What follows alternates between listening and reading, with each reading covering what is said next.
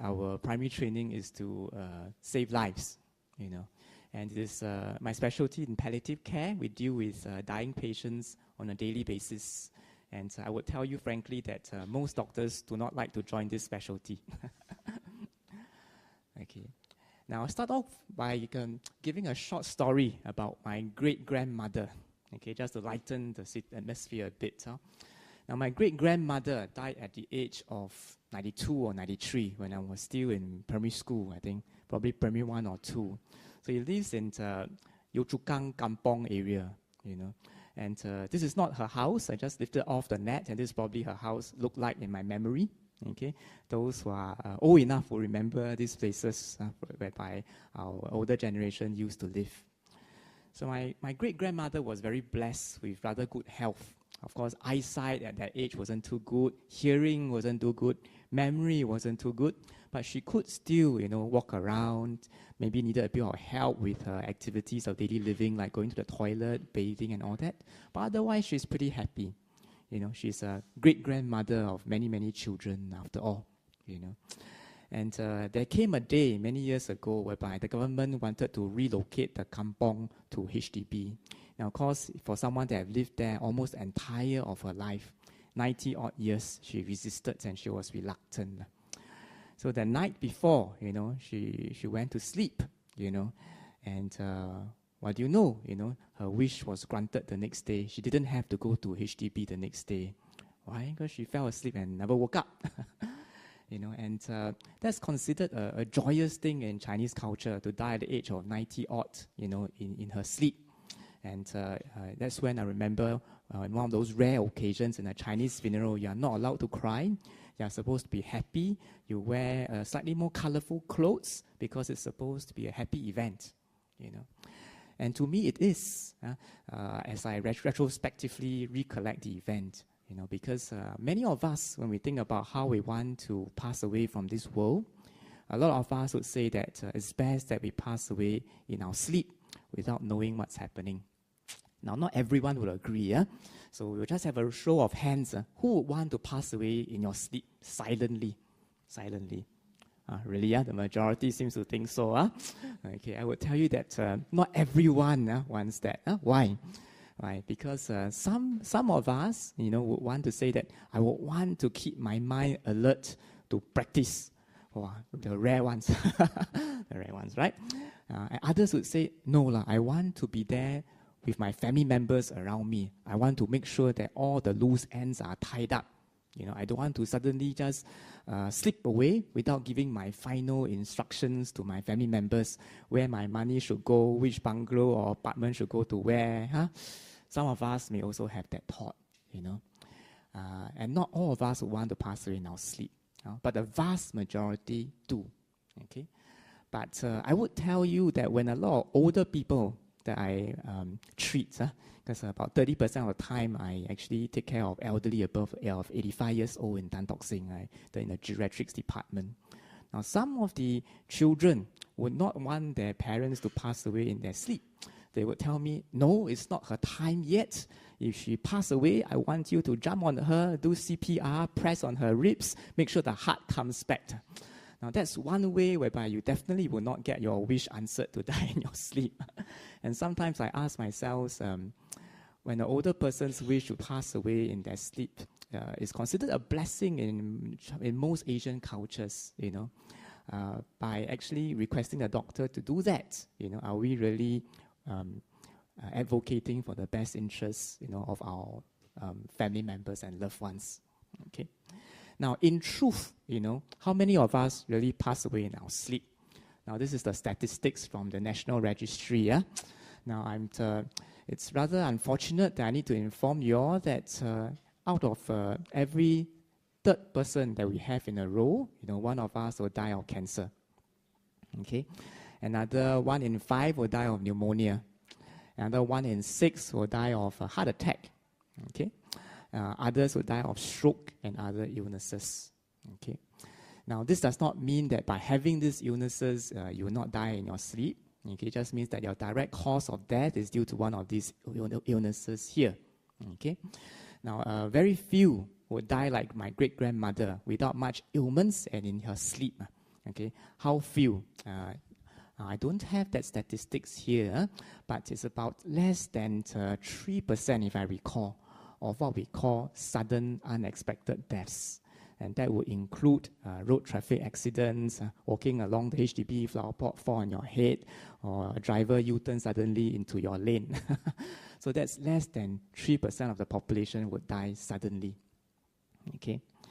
Now, a lot of us fear cancer deaths because we always feel that cancer is something that's terrible, tormentous, full of pain, you know.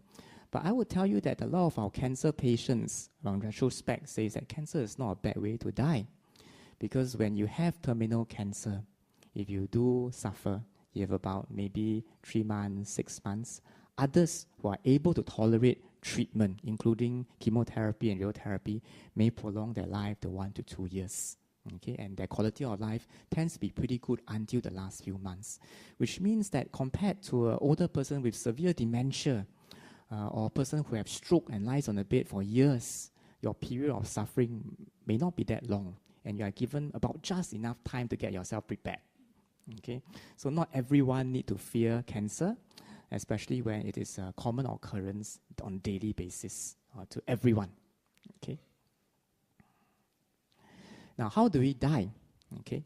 Now, cancer deaths, okay, if you look at it, is following the black line that we see here. Okay. Now, when treatment starts to fail, okay, our health and our ability to take care of ourselves steeply drops down within usually short months. Nowadays, with good medications and treatment, it may be prolonged more, you know. But generally, the decline is over a short period towards the end. And unfortunately, if you were to pass away from organ failures like heart failure, kidney failure, lung failure for various reasons, we have an undulating course whereby we're well at one point, and then we have an exacerbation, infection or worsening problems. We go to the hospital.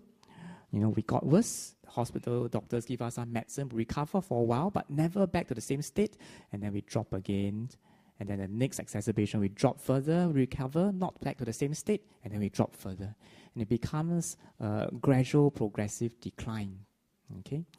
And perhaps the one that most of us would fear most is right at the end, the third blue line, which is that of advanced dementia or frailty, whereby we sizzle on like a flame, okay, that's nearing the end, whereby the wax is going to run out, and we just spurts and spurts and spurts.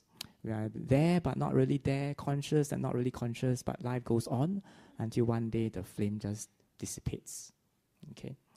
Now, who would choose the black line if we can choose? Cancer deaths. There are a few, huh? There are a few. Huh? Maybe you are the wise ones, Who would choose the red one? No. Who would choose the blue one? Okay, the rest all one Nibbana. Okay, all of you are very clever. Of course, Nibbana is the best answer, But the fact of the matter, the true fact of the matter is that we have no choice. Okay, we have no choice. The way that we die, we have very little control of. We can do our best to keep our chronic disease well controlled, well treated. We can take care of our health. Okay, but when these things strike, okay, we have little control of. It is almost, to a certain big percentage determined by previous karma, maybe even largely from previous lives, Now, I'd like to share with you a story of a patient that I've seen about a year ago. Okay, the memory remains rather fresh. Okay, I want to share this story because it's something that was very vivid, that leaves a deep impression on me, that illustrates quite a lot of points that I want to bring up today. Now, this story is about a middle-aged lady, about 40-odd years old, whom I will refer to as Madam Tan. Okay, the surname and the details of this case I've amended a bit so that she's not identifiable. So Madam Tan, came to our hospital with advanced cancer and a lot of abdominal pain. Okay, the cancer has spread to different parts of her tummy and is causing her a lot of pain, And when she's admitted to our ward, we took care of her. We treated her with painkillers, antibiotics, hoping to extend her life and promote the quality of her life. But we always notice that she's very sad. She's very angsty. She's not very, very pleasant to everyone, I would say. And after a few days, as palliative care doctors, we noticed that no one has visited her. No one, So we asked a little bit further. Our social worker went in to speak to her, and we realized that she is a mother of 3 children. And she has not seen her children for the past 6 months. Now that rang an alarm bell. Now if you touch the bottom of your heart, if you are a father or mother especially, you can imagine if you suffer from a terminal illness and the doctors have clearly told you that time is not long, would you stay away with 3 children, probably very young, primary school age or lesser, purposefully, no one visiting you? That would be a very difficult way to go, And knowing that there is a problem, we probe further. And our social worker very wisely helped us uncover the information that the husband was perceived to be abusive, verbally or maybe physically. And she ran away from home. And for the next 6 months, she never saw her children despite knowing that she's going to die, And you can recall about 1 year ago around this time, in fact, slightly later, it is also near the Chinese New Year period, And Chinese New Year, no matter what it means to, people, it has a certain symbolic meaning of a family reunion. And it is during this period of time that she has to go, And we see that a lot of pain that she manifests with is not purely bodily pain from cancer, but a lot of psychological pain because, she's just not seeing the people that she wants to see. Every little bit of pain that's physically felt is amplified multiple times because there's a lot of emotional turmoil within her. I'll give you a simple example. If let's say you had a bad day at work, your boss was unfairly treating you, gave you a lot of work, never gave you any credit for the good effort that you put in. At the end of the day, you go home to your family, a little bit of irritation from your wife, from your parents, from your children, your anger will flare, right? Why? Because, we are stretching our emotional and physical reserve to the limit. And therefore, a little bit of physical pain or psychological pain will be amplified because of our unstable emotions. And therefore, this lady had complained a lot of abdominal pain, and despite best treatment with painkillers, it's not well controlled. And therefore, we know that we can't let this be because she would suffer till the very end. And this is what we did. We assess the situation and find that time is short. If we don't act now, she will really suffer till the end. Through our social worker, we managed to contact the husband. And we told the husband that, can we at least get the 3 children to come? And after some negotiation, 1 week or so, they came. The husband came with them. And that was one of the most moving sights I've seen in my career as a doctor for the past 12 to 13 years. They had a mini preempted reunion dinner. The children were running around her room, as if they don't know what's happening. As children, they do not perceive death the same way as us. And she was not adopting the role of a patient lying on bed and groaning, but performing her role as a mother, asking them to eat. We got food for you. Children, eat more, eat more. And the husband was silently there supporting her.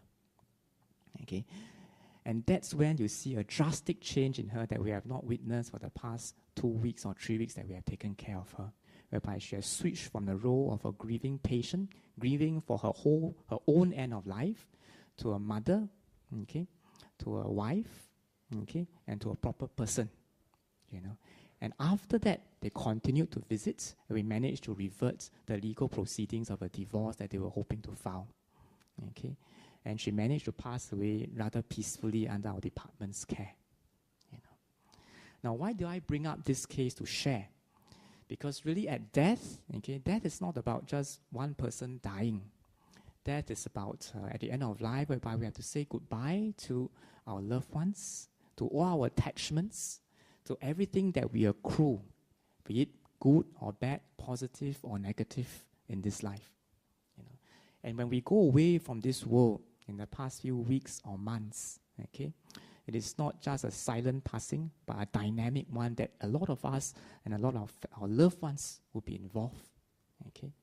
we do not have control of how and when we die, okay? But we do have some control, okay, over how our family members would treat us when we pass away.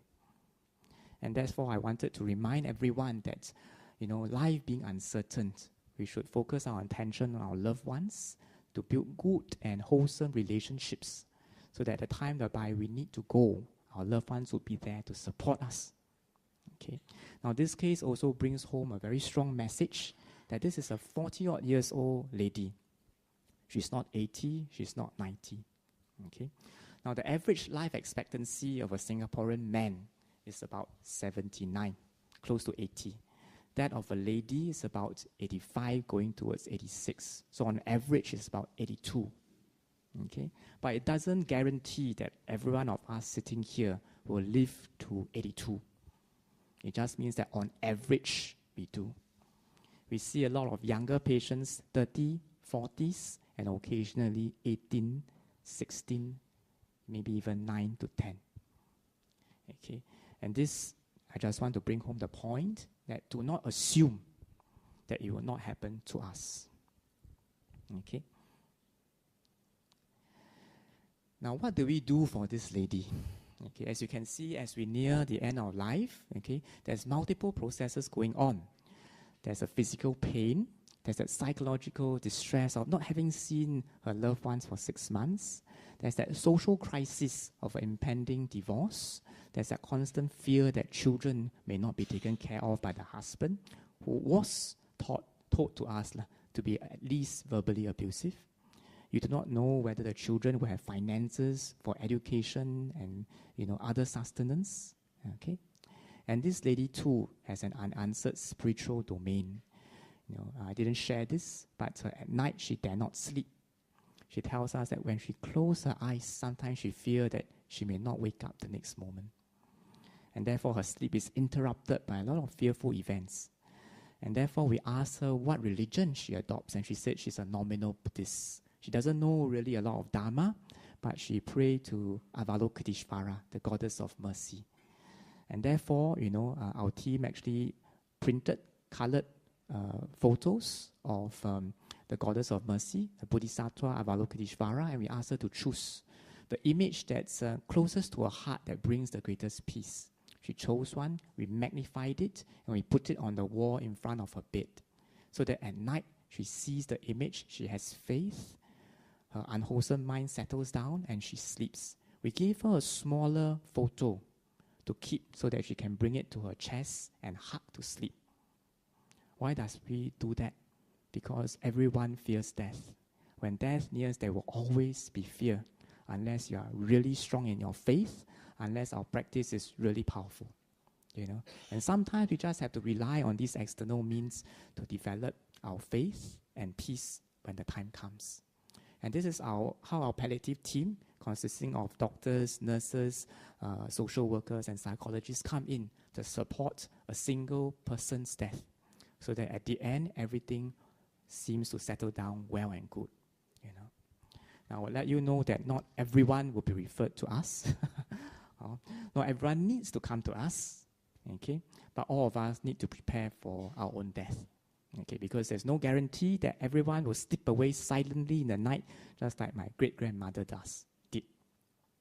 Okay. Now, this is a reminder from the Buddha's time. Now, the Buddha's time, of course, death is also even shorter. Life expectancy probably is shorter because of poorer health conditions. Okay, and this is the story of a lady called Kisa Gotami. Kisa Gotami had a young infant child who she loved deeply, her only child. And this small child died. And as a mother of her only child, she went almost crazy in grief.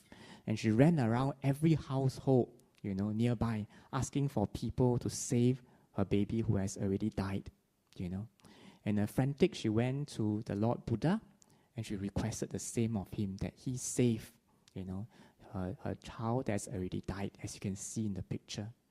And the Buddha, knowing that she's overwhelmed in grief, probably wasn't ready to accept a teaching of the Dharma.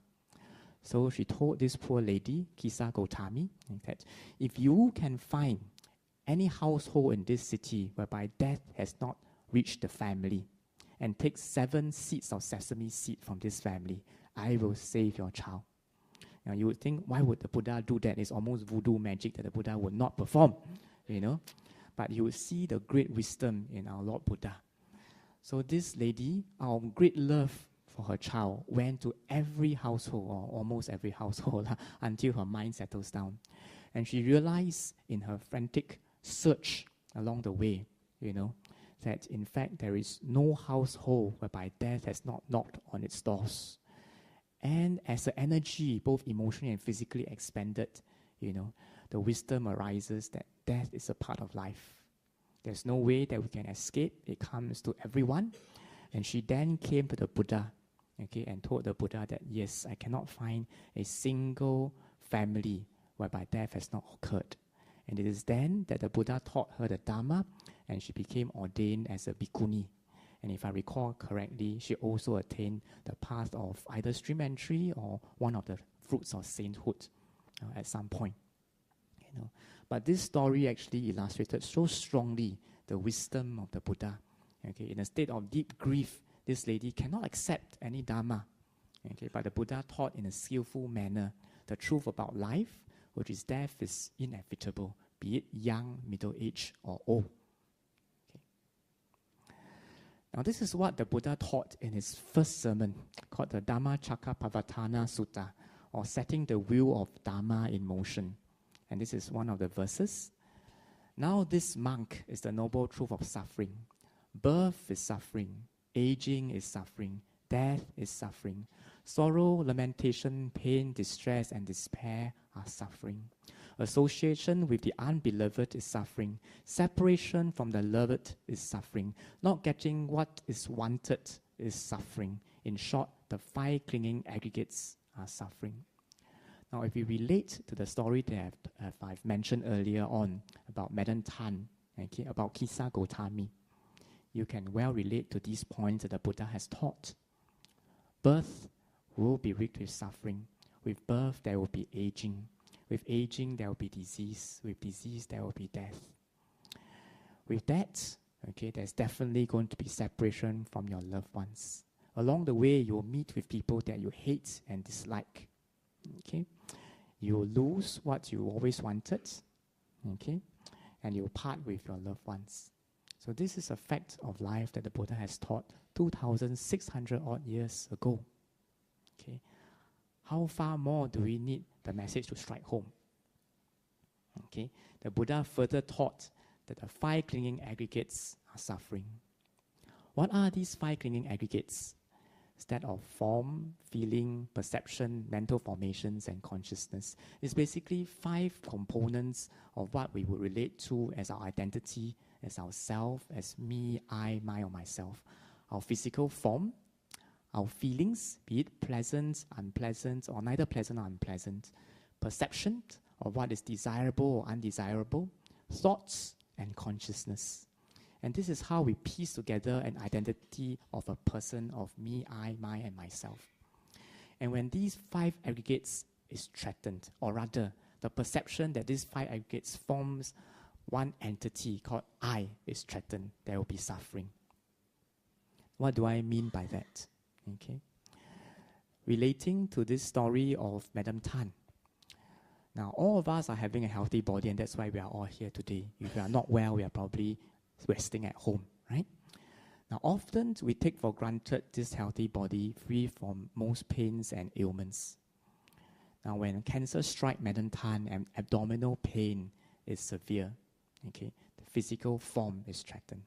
She grew thinner, she's unable to eat well, she loses ability to move around as well as before, she needs help to go to the toilet for simple and intimate things like passing urine, passing motion, and bathing. Okay, this is where form is impermanent. And we hope form to be permanent in a healthy state, and we don't get it, there is suffering. We hope that feelings will always be pleasant, but when disease strikes, there is pain. There may be various symptoms of nausea, vomiting, etc., etc. And when we desire feelings to be pleasant and it's impermanent, there is suffering. When we perceive these unpleasant feelings to be undesirable, there's suffering. When there's persistent thoughts of your loved ones while you depart, it's suffering. When consciousness is rigged with unwholesome thoughts, there's suffering. So that's why the Buddha taught that the 5 clinging aggregates that form the identity of a self, okay, these 5 aggregates that forms an identity are impermanent. And whenever we hope that these 5 aggregates are permanently pleasant and beautiful, and we do not, this does not hit our expectation or meet our expectation, there will be suffering. Now, is this something common to Asian beliefs or Buddhism? Now, there is a Western psychiatrist in 1989 called Eric Cassell, and I wonder whether he's been influenced by Buddhism. I never researched to find out. But this is how he defines suffering: a state of severe distress that's associated with a perceived threat to the integrity of the individual, of what you call a person to be yourself, me, I, or by a certain name. The dimensions may be body, mind, with relation to your family, with relation to your strong beliefs, with relation to your values, your jobs, and all that. Which means what we identify to be ourselves may be our name, our physical body, our feelings and thoughts, our jobs, our achievements, our family. And when these things become threatened, be it by aging, disease, or ill health, or impending death, there will be suffering. And this is taught by the Buddha in his very first sermon of Dhammacakkappavattana Sutta. Nowadays, as people grow older, there are many diseases that will rob us of our physical function, that even robs us of our mind, like Alzheimer's, dementia. And these things will happen. Okay, we don't know whether it's to us or to others or to our loved ones, but when our personhood is threatened, there will be suffering. Okay, I'll just skip this slide. And the Buddha also taught in the same sermon the cause of suffering, and this is what the Buddha said. And this, monks, is the noble truth of the origination of suffering, the craving that makes for further becoming, accompanied by passion and delight, relishing now here and now there, craving for sensual pleasure, craving for becoming, craving for non-becoming. The Buddha has said exactly what we have discussed earlier on, that by craving for permanence, by craving for eternal life, eternal good health, eternal pleasurable feelings, eternal beauty, okay, because this craving can never be met due to the phenomenon of impermanence, this is the cause of suffering. And why is it that we have suffering? Because we cannot accept impermanence, and we have a deep sense of loss of control. Okay, now how do we picture it? Now, every one of us here today, we probably walked from a distance, be it from the car park or from the bus stop, to Buddhist fellowship. We probably ate our own breakfast without anyone's help. We may even have made our own breakfast. We probably brushed our own teeth, went to the toilet on our own, bathed on our own the previous day on the morning. Okay, and this is taken for granted. The day that our body fails, and we can't do all these very simple things, and we needed help in the most intimate affairs of our life, there will be a loss of control. Why? Because for whatever life that you have led so far, 10 years, 20 years, 30 years or more, we have always been desiring control. Control over physical health, physical beauty, pleasant feelings, psychological satisfaction from achievements, blah, blah. Okay? But because of impermanence, and when we lose control, okay, there will be suffering. Life is really vulnerable. The Buddha has described life as vulnerable as a dewdrop on a leaf in the morning. And as the sun rises, it dissipates. That's how vulnerable life is. Just like a hatchling that came out from the egg, you know. And a lot of times we forgot about that. We led our own lives. We never looked at death. We pantan the hospital like nobody's business, you know. We don't want to live near a condo that's near Tan Tock Seng where the CDC is. The prices near condos near Tan Tock Seng will be lower. If not, it should be higher than what it is now, you know. And we would, would not want an elderly facility near our housing block. Why? Because we view aging, disease, and death not as part of life, but something that we reject, that we dislike, that we hope will not be for us one day. Okay? And why do we reject that? Because we know that it is coming. We know that this is the reality, but we do not want to look at it in the face. Now, you would think this is a very morbid talk, right? Yeah, it is alarm bell, no doubt. Okay, but really, it doesn't mean that after this talk we should start getting sad about life, feeling that life is full of suffering. Life, there is happiness as well. There's pleasant feelings as well. There are lots of achievements, positive, to be constructed and achieved. But we must always remember that behind all that positive, pleasant happiness, there is impermanence. And therefore, we treasure those around us. We do only those things that's worth doing. We avoid those wrongs that we should not commit for fear of the karma that's associated with. We do constructive things and commit more time to good practices, to good spiritual practices. Okay, and by doing so, we don't waste time. Okay, and this is something that I do for myself, because if I don't do for myself, I cannot remain sane enough to be a palliative doctor. So every day, we see death in front of us, patients dying, deteriorating, and people ask us, how do you carry on? You don't feel depressed or you just become stoned out and disillusioned to the point you are not sensitive to emotions anymore. Now, I will tell you frankly that there are two groups of doctors, naturally. Those that do not want to look at death and dying, those that view death as dying as an enemy. Okay? And this group, when death and dying comes to their patients, they become numb. They look away. They think that this is something that I'm not trained to do. So I block off emotionally. I lead my own life, and this is a separate person from me that I'm just responsible to give antibiotics or give transfusions, blah, blah. This is my job. Okay, this is the vast majority. There's another group of doctors that appreciates that life is impermanent, okay, that death will strike. And therefore, we appreciate the patient as a person, family members as emotional, fleshy human beings with their own needs, likes and dislikes. And we embrace death as a part of life, and we engage the family members to help solve the problems. Okay, it's not a difficult thing to guess, which is the more difficult thing to do, because we put ourselves exposed to a lot more pain and suffering than if we just block it off. Okay, but because it's something that's the right thing to do, a lot of us want to do the right thing, and we therefore, try to engage as far as possible. But we do burn out, we do get emotionally drained, and we take a break. So what do I do to try to, remain positive? I do exactly like what I mentioned. I reflect upon death daily. So every morning when I wake up to meditate and I feel that the energy level is low, I remind myself that life is uncertain, death is certain, life is uncertain, death is certain. Sounds very morbid, huh? But no, it actually derives a lot of energy from it and tells me that time is short, better commit yourself to, good practices that you need. Better relish and treasure people around. Better spend time doing things that are meaningful, and then life goes on in a positive manner. And you find that because, you appreciate life impermanence, your mind and your heart is also more sensitive to people's needs and emotions. And you are generally a more amicable person that people likes to talk to because you appreciate their feelings. Okay, so that's something I'd like to share.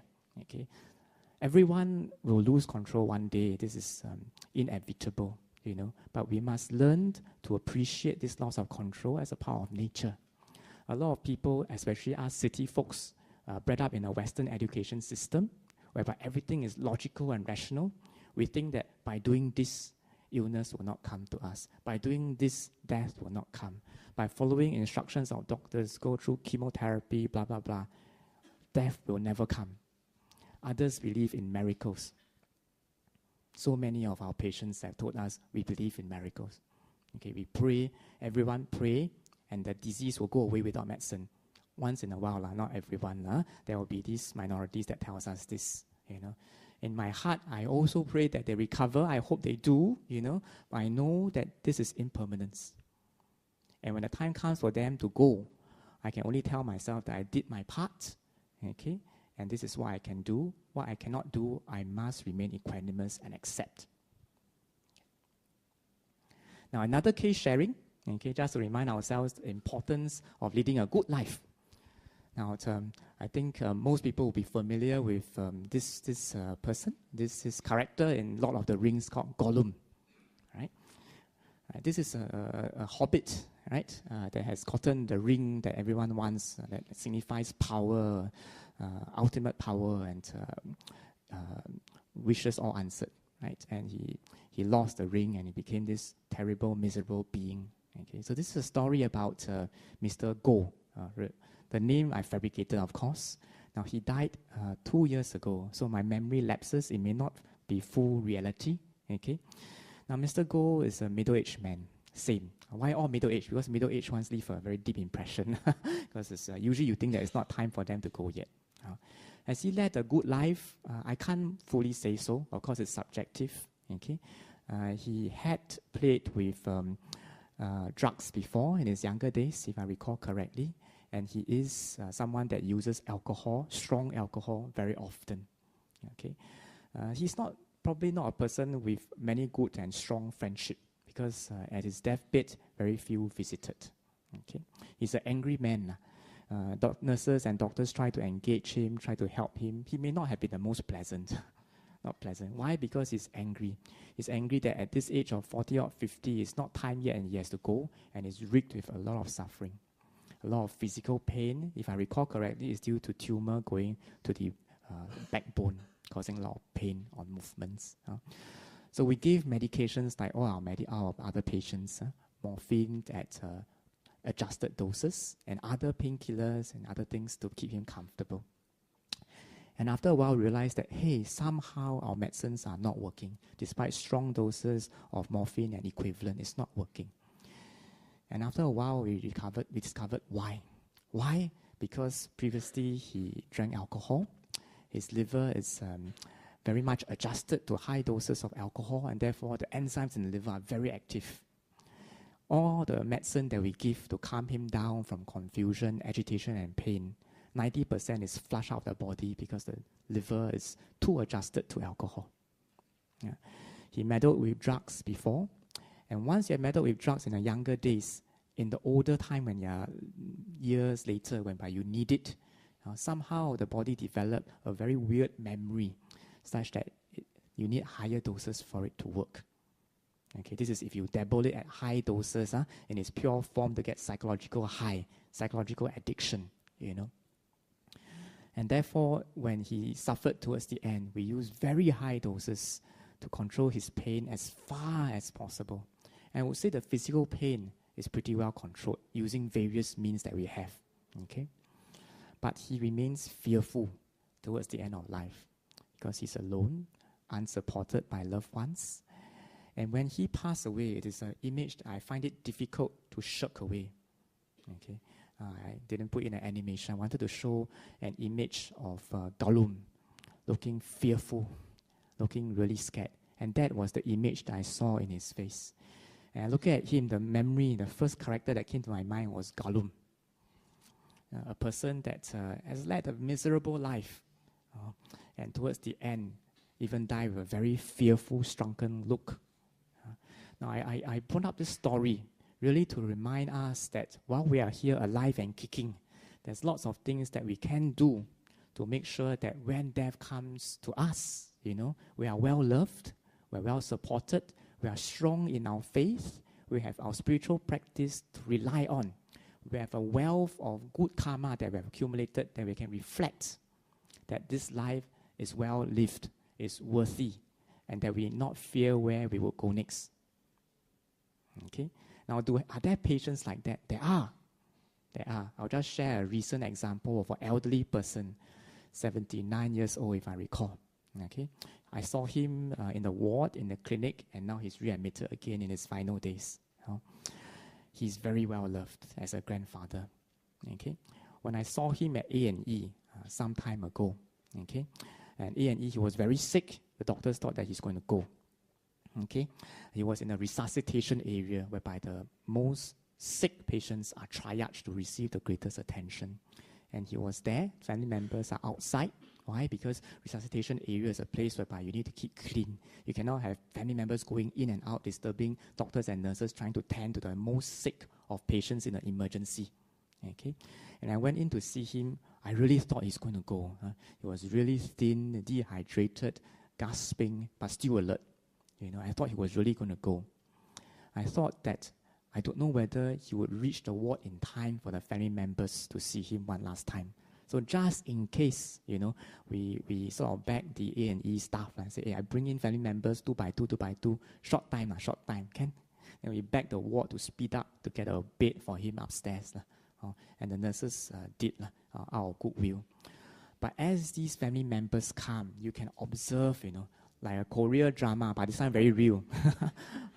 How they treated this old man with respect and love.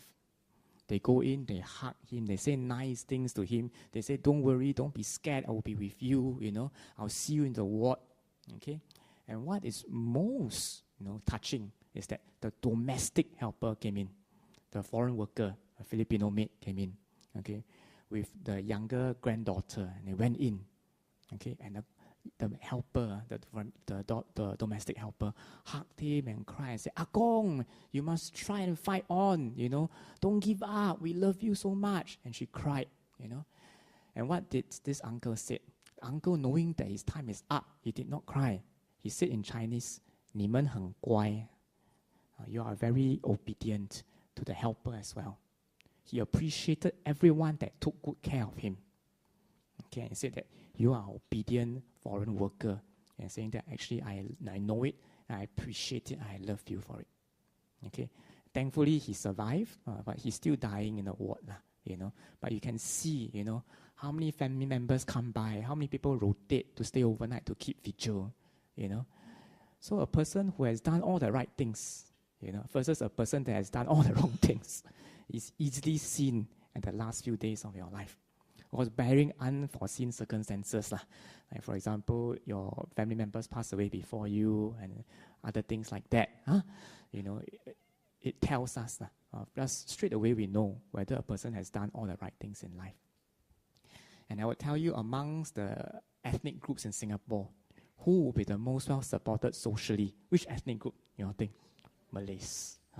They have such strong family ties, such strong respect for the elderly. When things go wrong in one family, the uncle, auntie, niece, nephew, cousins all come. Sometimes we laugh at them and say, wow, one whole kampong come and visit.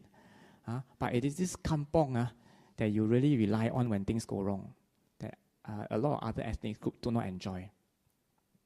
And why? We have to reflect and ask ourselves, is it because us as a family, us as a culture, have forgotten these ties, the importance of these ties, the importance of, caring for close family members around us, elders, what family ties are, how we value family ties and personal relationship over things like work and personal gains.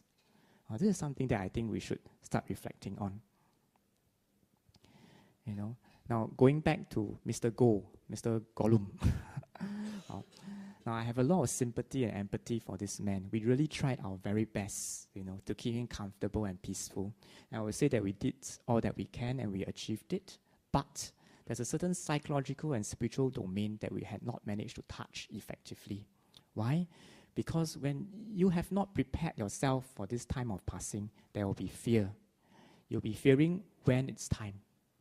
Some of our patients ask us, can you give me a shot and let me go? I cannot bear waiting for the time. What for? Give a shot and let me die faster. Fear of pain that we may experience before dying. Fear of where we will go. Fear of the time whereby we have to part with our loved ones, with our BMW cards, condo, blah, blah. Regrets concerning what we have done. Regrets concerning what we have not done. Regrets concerning what we have done wrongly. Okay? Sometimes, you all don't laugh. Sometimes when an older person takes a long time to go, whereby physiologically we think almost time already, just haven't go yet, we would hint to the family members. It's not scientific, but we see this. The older people will believe me when I say that. So I'll tell them, is there someone that he has not met for a long time that you need to call? And they'll tell you, yeah, some foreign family member haven't seen for a long time, cannot come by plane yet. Then we'll tell them, make an overseas call, at least verbally tell the older person that they cannot come in time because they are too sick or unwell or just too far away. Okay? Or a person really comes. Then next day or a few hours later, he goes. Then when it doesn't work, then I'll hint to them, as a Buddhist, I'll hint to them, the loved ones all come. Yeah, all come already. What about the person that he hates? So love and hate are both attachment and clinging. Sometimes they are just waiting for this person to come to make final amendments.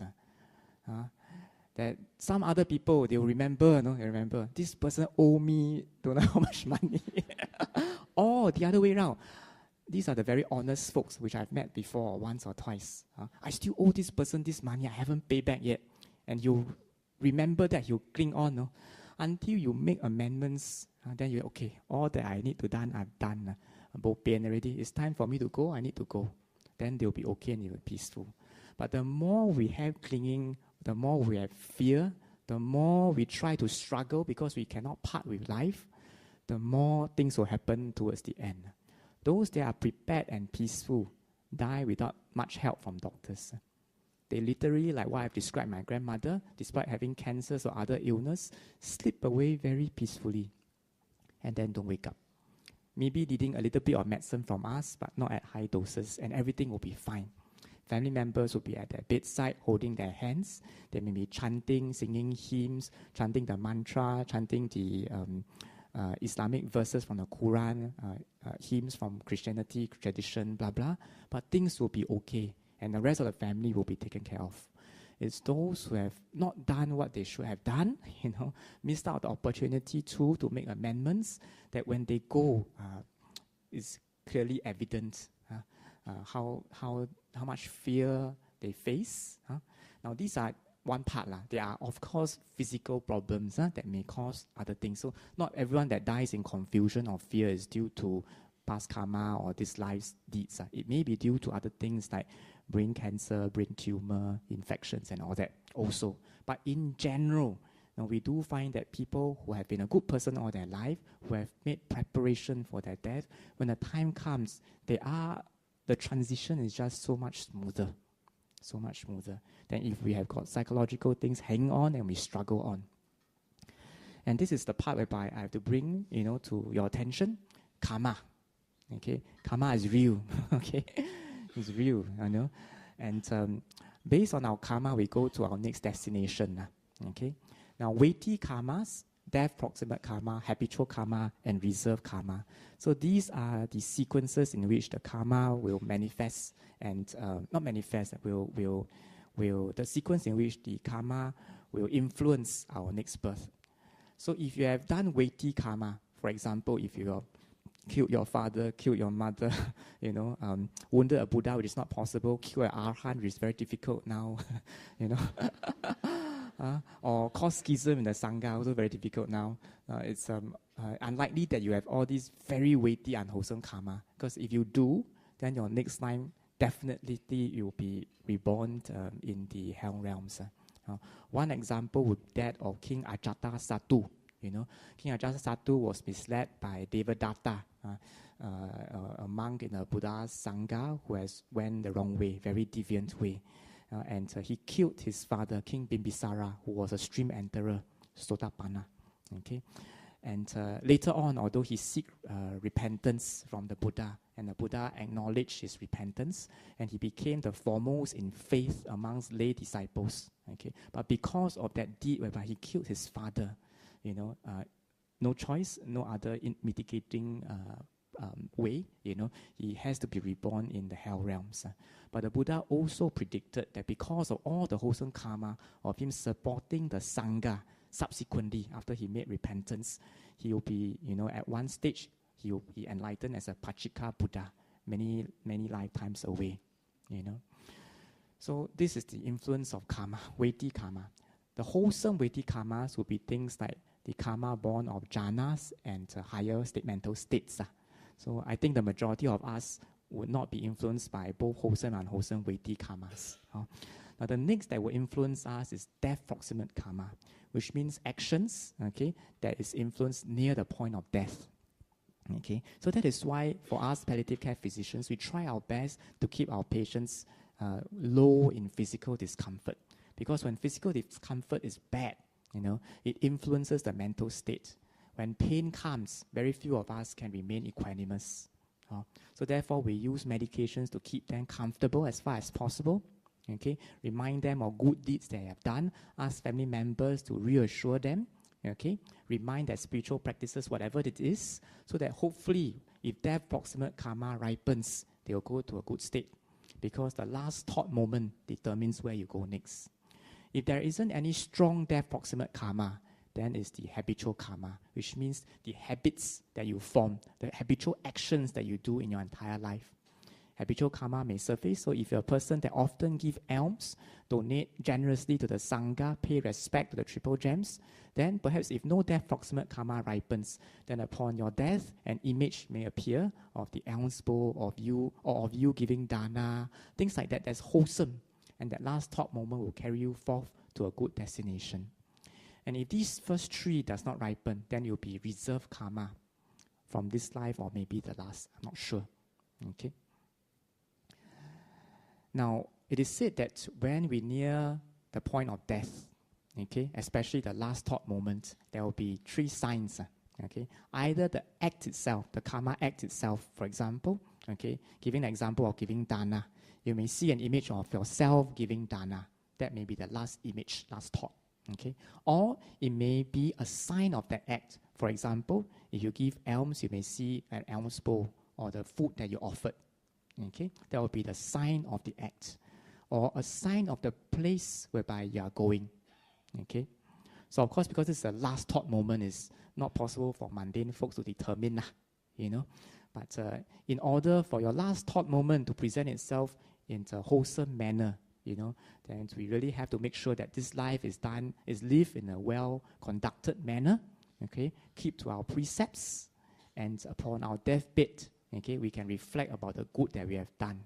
So I've started at my age of 38 this year, to collect some cards, thank you cards from family members and students. Why? So that at my deathbed, I can start reading them.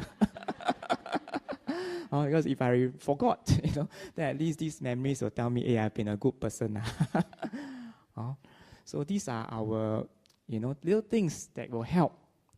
Why? Because it is important, okay? And we have asked Dharma teachers, and they tell us that, it's good that when an older person is dying, bring the photos of him, doing a kind act, making offerings, doing dana at a temple, blah, blah. Okay? Remind them of good acts that they have done, so that hopefully the last thought moment is a wholesome one. Something that they really enjoy, they are happy, they are proud of. They will remember it at the last thought moment. Okay, and hopefully manifest as their death proximate karma or their habitual karma, right? Yeah, if they have not done major good acts, then my suggestion is that remind them of their contribution to the family, especially ladies. You have brought up this many children, this many grandchildren, you are well loved. Okay, you have loved them, you have done loving acts to them. Okay, so don't worry, we are all here to walk the journey with you. Things like that to encourage them wholesome mental states when the time comes. Okay, now I'll move quickly to a bit of palliative care, say a bit of goyo. So a lot of people, when they see us come, we are the death angels in the Western culture. They don't like us. Some of the wiser ones will actively call for us. Others would say, we don't need your help. Point blank. So sometimes we masquerade and we say that we are the pain doctors. Or same P for pain, P for palliative care, but we have to say we are the pain doctors. So for me, I am more sly because I also take care of older people. So I am the elderly specialist. If old people. Why? Because pantan that by the time we come, it means that no hope already, which is not true. Nowadays, palliative care has shifted the model whereby we come in early, even during treatment, so that we reduce the symptoms during treatment like chemotherapy. Okay, so that the symptoms are controlled, a person is free from pain, they have more motivation and more confidence to carry on. Okay, and whatever happens, be it good result or bad result for treatment, Okay, we want this person to be comfortable, to be free from suffering as far as we can. Okay, that is our objective. Or we do not give drugs to people so that people can die faster. If I do that, I lose my license, I go to jail, okay, and I will commit panatipata. I don't want my last thought moment to be that. So we do not do euthanasia. It is illegal in Singapore. Okay, so what do we do? Okay, palliative care is an approach whereby we try to promote quality of life for family members and patients facing advanced illness. Okay, and how do we do it? By looking at the domains I mentioned earlier on. Not only physical pain that most doctors look at, but also psychological, social, and spiritual domains. Okay, this is just a picture of what I've said earlier on. Okay, and there are people amongst us, Buddhists included, especially Buddhists, who tell us that no morphine, no way. Okay, now I'm not saying that everyone needs morphine. Okay, now morphine is a good drug. We have used it since World War I for soldiers in the war field. Okay, we are very familiar with this drug. Okay, we do not give it for patients to become addicted and have psychological high. You become addicted to morphine because you inject pure forms to get a psychological high, and you're addicted to that psychological high. For our patients that we give morphine, they are suffering. I bet you they will not get high. Or they are in no state to experience a high. We are giving it as a medicine for pain control, for relief of breathlessness especially. Okay? So you do not break your precept if the doctor gives you a little bit of morphine just to keep you comfortable, because you are using it as a medicine. Now in karma, it is always the intent that is foremost. If the intent is to use morphine for symptom control so that you can be comfortable to continue your practice, it is wholesome. Okay? Now you do not need to be worried that by taking morphine you'll be addicted. You do not need to be worried that by taking morphine earlier on, it will be ineffective next time. This is a housewife telltale. You can search urban legend of morphine in the internet and they'll tell you all this. It will not kill you. It will not hasten your death. Okay? Especially if it's given under the good hands of a specialist. Okay? You will not. Okay? Because we also fear our karma. We do not want to hasten people's death and cause them to die earlier than what they are due. Okay? Now, morphine and the 5 precepts needs to be well understood. Okay? The morphine that breaks 5 precepts are those whereby you inject to get psychological high. The morphine that we use for physical control, the intent is medicine. Or it is medicine. Okay? Now, okay, this is a picture of an old man. Okay? We see this not uncommonly. Not uncommonly. Whereby people are not prepared, people do not accept impermanence, and we try our very best to keep our loved ones or ourselves alive. And we never pass on instructions to our loved ones that if the time comes at my age, and if you feel that the disease is so advanced, I cannot live, a good quality life. Of course, you define quality by your own means, by your own standards. Okay? Or if you tell your family member, no matter what, keep me on alive. Or if you never tell your family members, lagi worse, because out of fear, out of filial piety, out of fear that they may hasten your death, they'll tell the doctors in a state of panic, do whatever you can. And then an older person, who could have died in his sleep, end up like this, with tubes sticking in his throat, in his nose, in his belly, in his urine area, with medicine running into his veins. This is sometimes they want to die but cannot die. At this stage, even if they want to die, it creates a lot of ethical conflicts. Sometimes we have to ask ourselves, at this point, is it right to take off these tubes? Then the family members find that greater difficulty to tell the doctors, I agree with you, I think need to pull out all these things. If you haven't put in, easier. If you put in, you want to take out. You understand the impact, right? I understand the impact. And this is something I see daily that I'm sure you all will not see very frequently, but I need to share. Okay? So if you have your own thoughts about how you think you want to go, share with your loved ones. Because death is something that's natural. It's not something to be pantan about. Okay, you would rather prepare for it than to let your family members make hasty decisions out of fear that they did not know what you want. Okay. Second thing I want to emphasize, like what I've mentioned, second story, is a social domain of palliative care, which means that we should prepare ourselves socially now by building good relationships with our loved ones. Minimize enemy. Okay, you do not want to be the one that's still waiting for your enemy to come and seek your forgiveness and don't want to go. Okay, yeah, you want to be the Malay pakcik or makcik equivalent, where family members all stay with you, hold your hands, chant your favorite sutta. Okay, ask for your teacher to come along and give you your final teachings, and then go with a good thought. So these things can be prepared early, but very practical things that we should remember. For the young ones that have not bought an insurance and you are of earning power already, quickly get your insurance done. If you have a lot of money, get a lawyer to do your will. If you do not have a lot of money and assets, there are wills that can be download template form from the internet. Okay, yeah. If you have got CPF, significant amount, make your nomination. If this is not your wife that you want to nominate, okay, yeah. And if you fear that you might lose your mind one day, okay, put up a lasting power of attorney, okay, or do advanced care planning. Okay, if we've got time, next time we'll talk about it. Okay, skip. Okay, now, if there are things that you need to remember at the end of this talk, practical tips for a person that is going to go, okay, these are the 4 things you need to say that he needs to say to you and you to him, okay? You must remember to thank this person for all the good that he has done, to seek forgiveness for things that you have wrongly done to him, okay? To say, I love you, and to say that no matter how long it takes, I will walk this journey with you right till the end, and we may meet again and say your goodbye.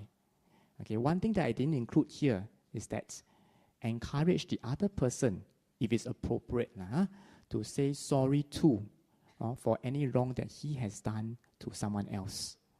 So these are 4 or 5 very powerful things that we notice in our profession. When it's done properly, then people will become so much more relief. And when the time comes, things will be smooth. Okay, so thank you, I'm sorry, I love you, and goodbye. Now in Buddhism, okay, I just need to also just caution everyone, although we encourage people to let go, to be prepared, to not cling on, when death is very near and you think that your loved one is really going to die soon, okay, do not go and tell him, go lah, next life better. Why? Why? Now, this is something very fine, but it's important. Okay, I'll give a story. Now, in the Vinayas, there's this story. It may not be exact. You better go and research just in case I got it wrong. There is this monk, who is very sick, who have a lot of illness and pain. Another monk came, okay, and out of compassion, he told this fellow monk, you have led a holy life. You have led a good life. Okay, you have a virtuous person. The next time round you probably go to a better destination, so have no fear about death. This is wholesome, right? But the listener, the person that's dying, hearing that, okay, gave up his life because he felt that, I can go already, which is good. But he died as a result of what the former monk has said. So unfortunately, the former monk was found to have made parajika, which means he fought on the Vinaya of killing, and he cannot be a monk anymore.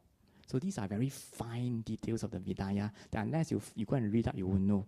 So I'm not saying that we should not encourage people to let go. You can tell them, let go of your belongings, don't be attached. These things will settle. Make sure the family members are all taken care of. Don't worry about us. But say it before he's very near to death, just in case. Okay, say this early on. Prepare yourself early on, because you do not want to be that final straw that led him to give up, and that may commit panatipata. Okay, so of course, then the next step is don't say things like you go lah, you go, it's okay. Don't worry about you go. Don't avoid statements like that. Just say that don't worry, we'll be with you. You take your own time. I'll walk this journey with you. I'll stay by you. It's okay. Okay, but not to the extent of saying, go lah, just to protect ourselves. A little bit of finer things here lah. Okay. Now, I'm ending towards the end. I'm sorry, I overshoot a little bit. Okay. Now, this is something that I think we should bring home, that we should be doing a lot more about contemplation of death. Okay. Yeah. Why? Like I've discussed earlier on. Okay. It's a constant reminder of the natural law of impermanence. Okay. That death is certain, life is uncertain. A lot of teachers have taught us that the only certainty to life, okay, is death. Other teachers have also said the greatest uncertainty to life is when is death.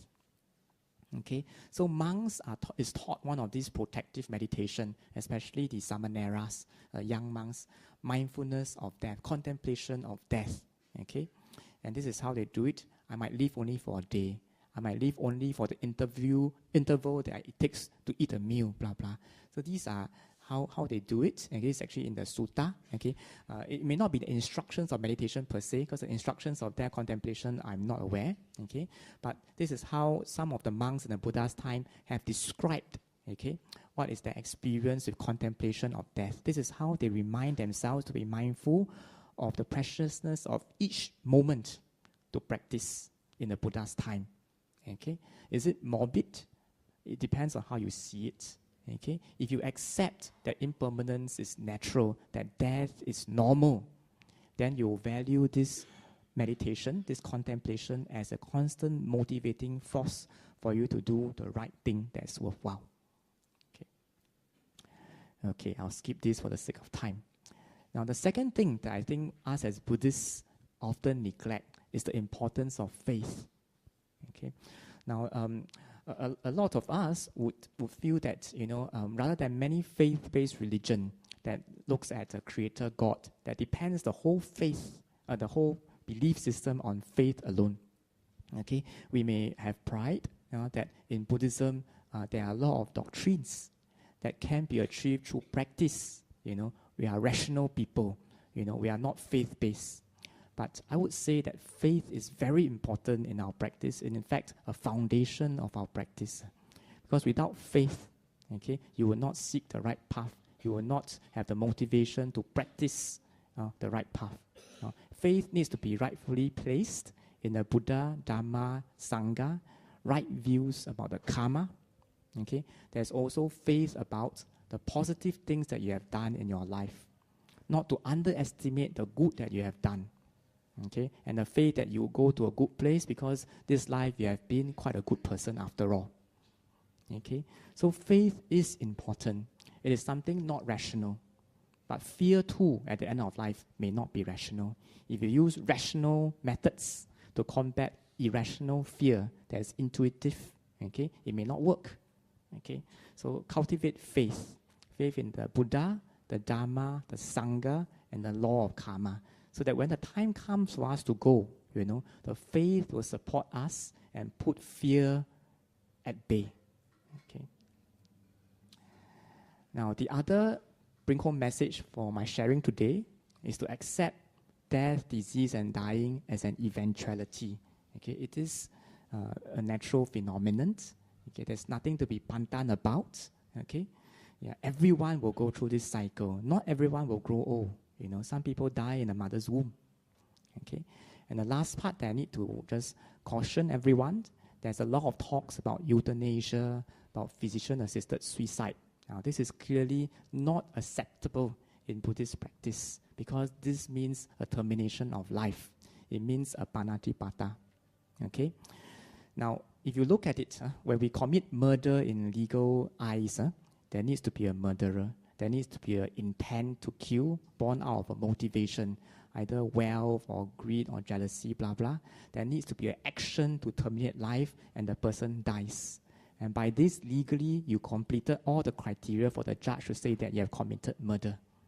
Now, in the same way, under legal means, legal analysis, okay, euthanasia and physician-assisted suicide, meaning euthanasia meaning a doctor gives you an injection, you die. Physician-assisted suicide meaning the doctor gives a prescription for you or your loved one to buy medicine to kill yourself. The doctor is a side party, is an accomplice in crime. Okay.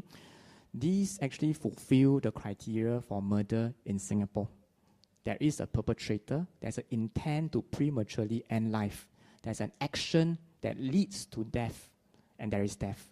So legally, euthanasia and physician-assisted suicide is murder in Singapore. You go to jail. We lose our license if we do that, and we go to jail. Okay? In Buddhist terms, it also fulfills the criteria for committing panatipata. But the criteria, if I recall correctly, also you need a person to be killed. Okay, intent to kill this person, is to prematurely end life. The action of killing and the consequence of killing. If these phases are completed, there is panatipata. Okay, so do not request your family members or your doctors to give you a shot to die, because you're asking them to commit panatipata. Okay, but you can request that please make the natural process as comfortable for me as possible. Okay, that is definitely allowed, okay, and that is encouraged. Okay, I mean, I will encourage it, because we do not want our physical suffering to affect our mental and emotional state when the time comes. Okay. Now, what happens if people tell you, if your loved one tell you, just let me go, I've suffered enough, I have done what I need to, just let me go.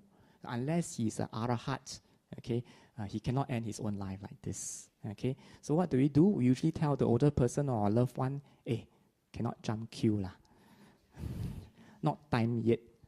Must wait for karma to ripen. But I will stand in queue with you. We wait. Okay, and then we'll make sure that we provide as much care as we can to make sure this transition is smooth and peaceful. Okay, but don't jump queue. Jump queue, sekali panatipata, even worse. Okay. So, how do we then meet death with an open heart? Okay, this is a summary slide. Accept death as a natural phenomenon. Okay, so that slowly we learn to overcome our fears about death, disease, and dying. Do I fear these things? I do. Of course I do. Those with dependents would know. Those who are fathers, mothers of young children would know. There's definitely fear. But we must learn to cultivate positive qualities so that these fears are kept at a reasonable level. Okay? Practice death contemplation. It may not be the meditation itself, but reflection about death.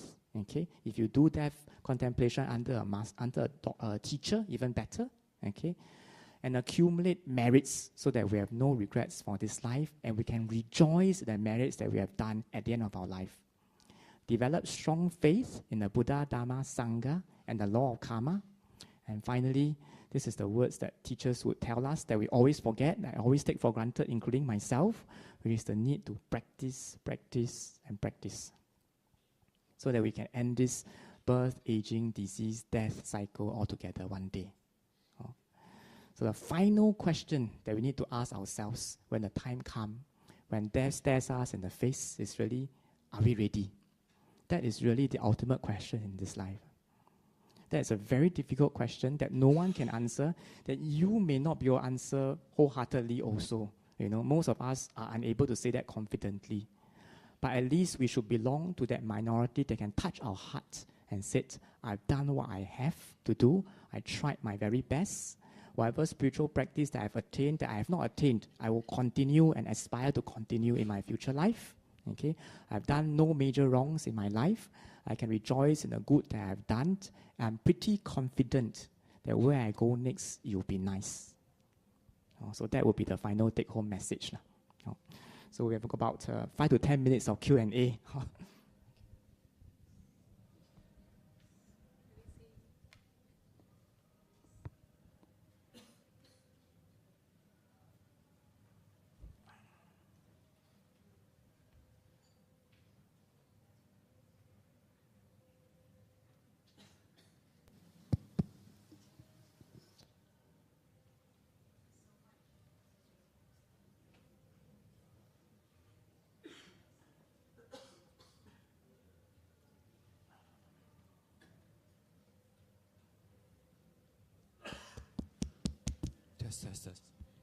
Yes. Thank you so much, Dr. Nyo, for the very inspiring sharing. Can we all say 3 sadhu? Sadhu, sadhu, sadhu. Let's open a few questions.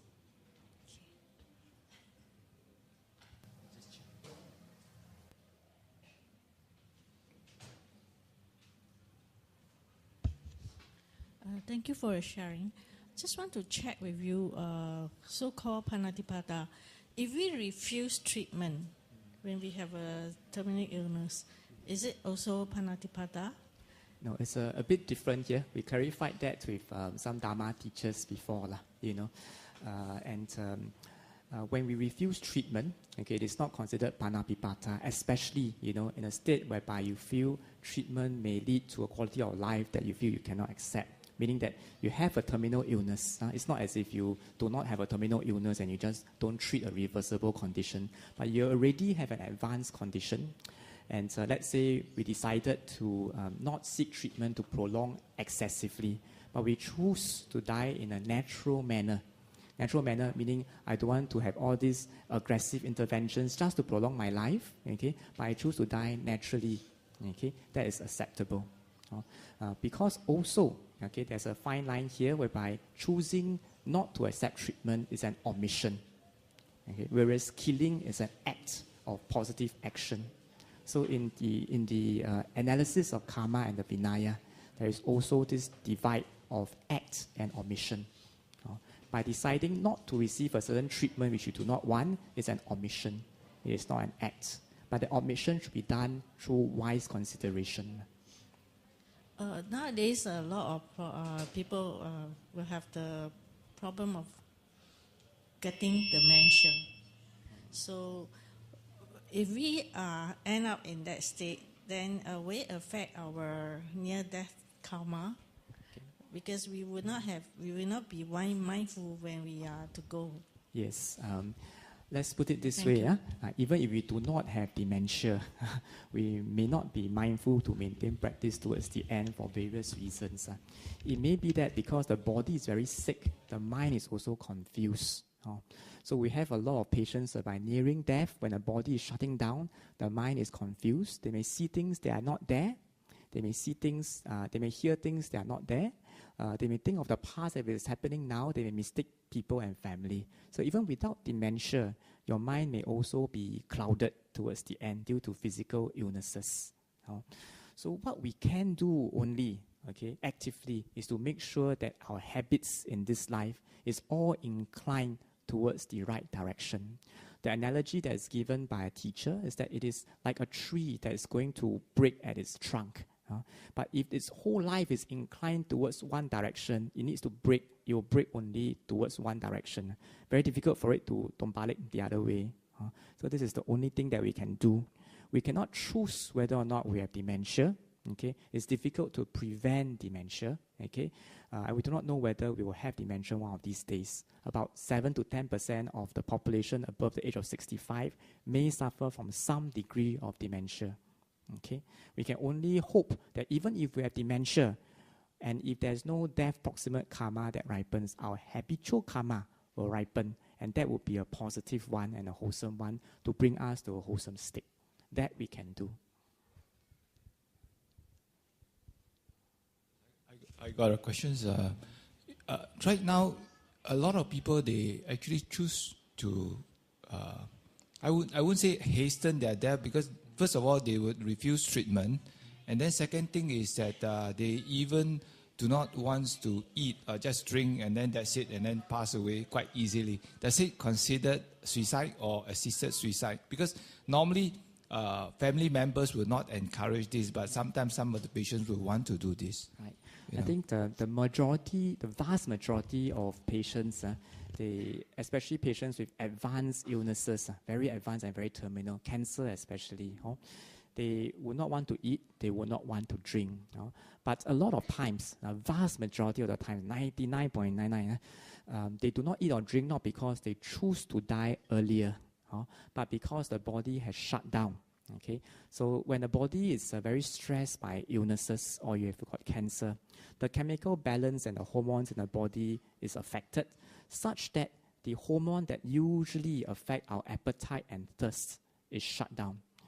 So when these levels of hormones that control appetite and thirst is low, and the reverse hormones that make us feel not thirsty and feel not hungry is high due to inflammation and disease, and these hormones travel to our brain center that controls appetite and thirst, we naturally do not feel hungry or thirsty.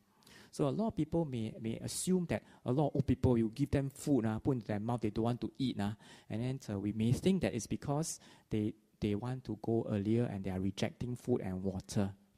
Actually, it's the body unable to tolerate, or the body is just not feeling hungry and thirsty because the physiological needs are very low and the body is already shutting down. So that's a fine point that I will want to make here. Okay. Now the second thing is this: to refuse medicine, food, and water. Okay, is an omission.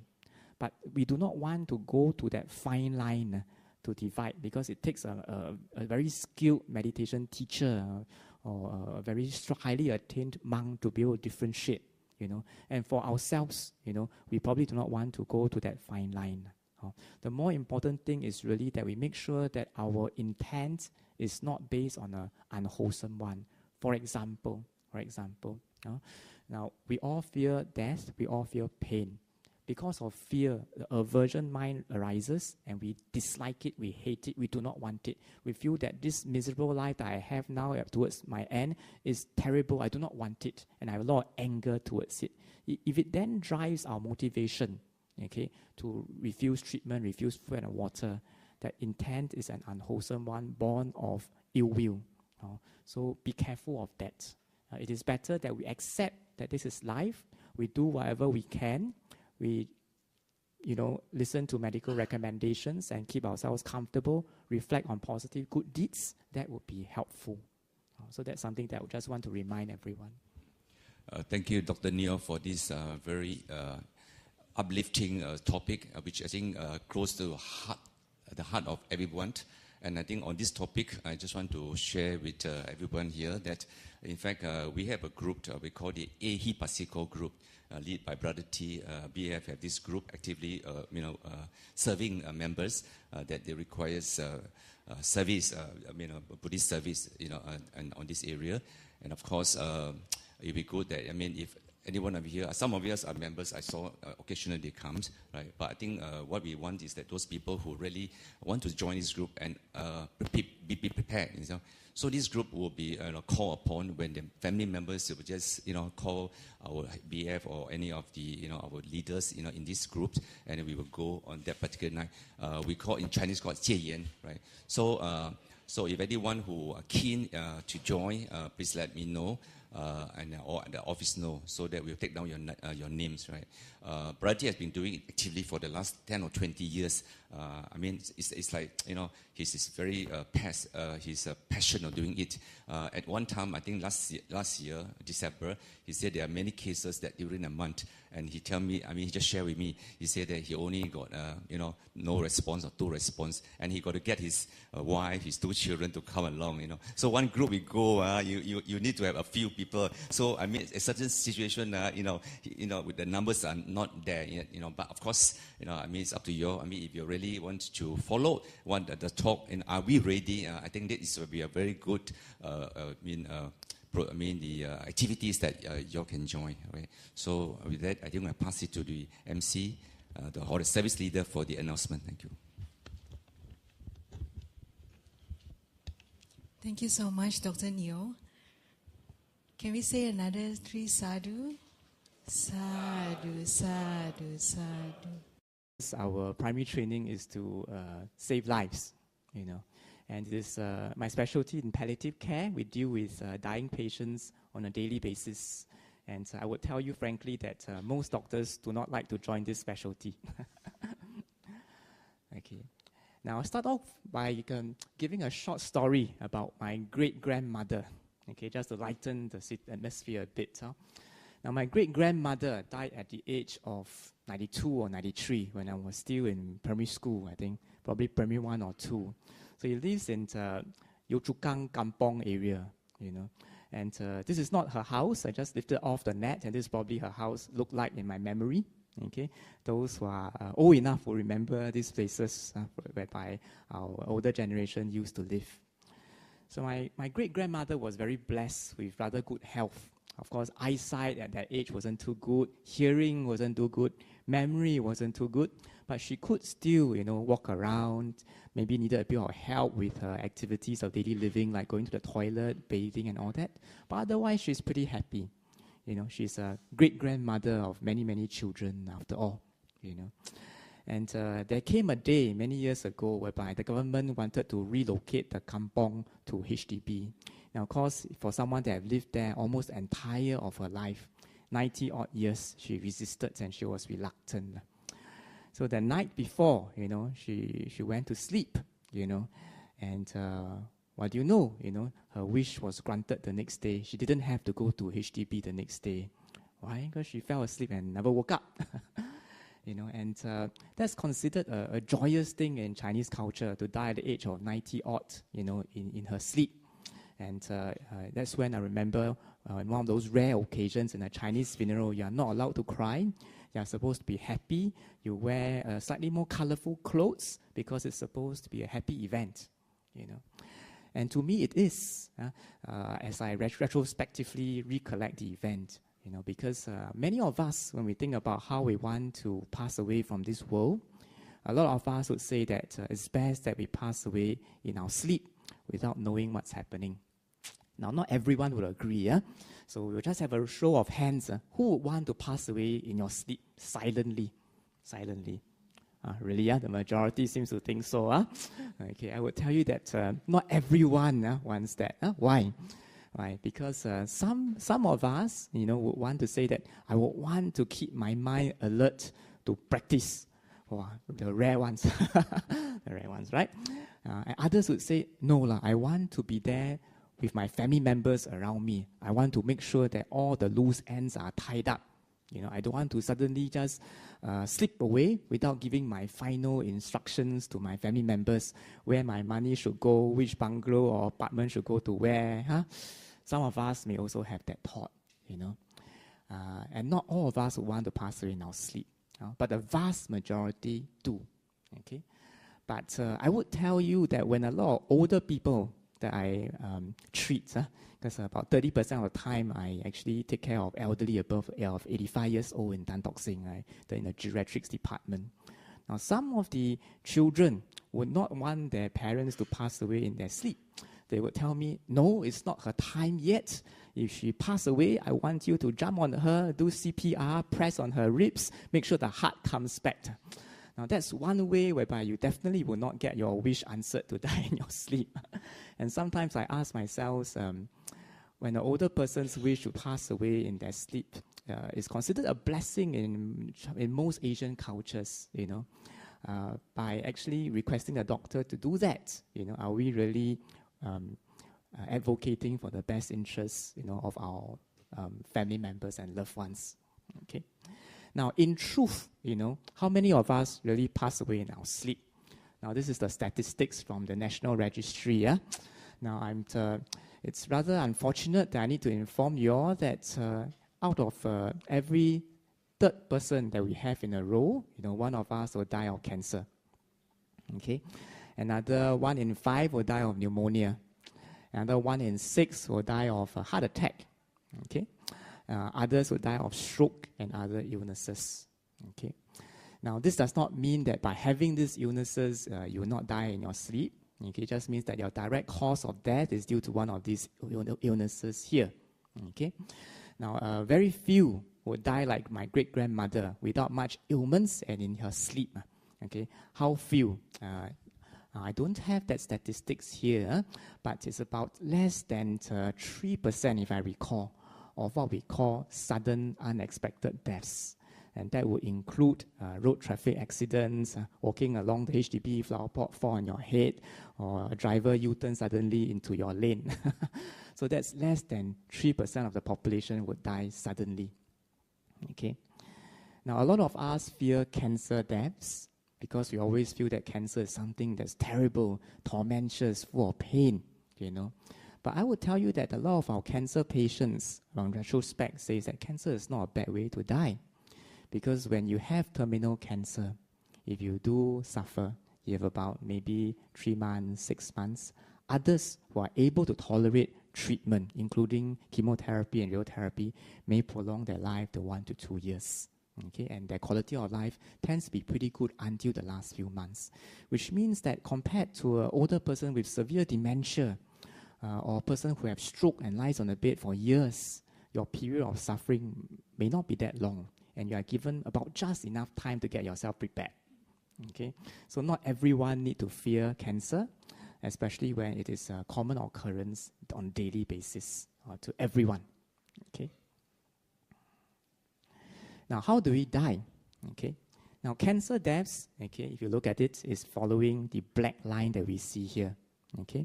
Now, when treatment starts to fail, okay, our health and our ability to take care of ourselves steeply drops down within usually short months.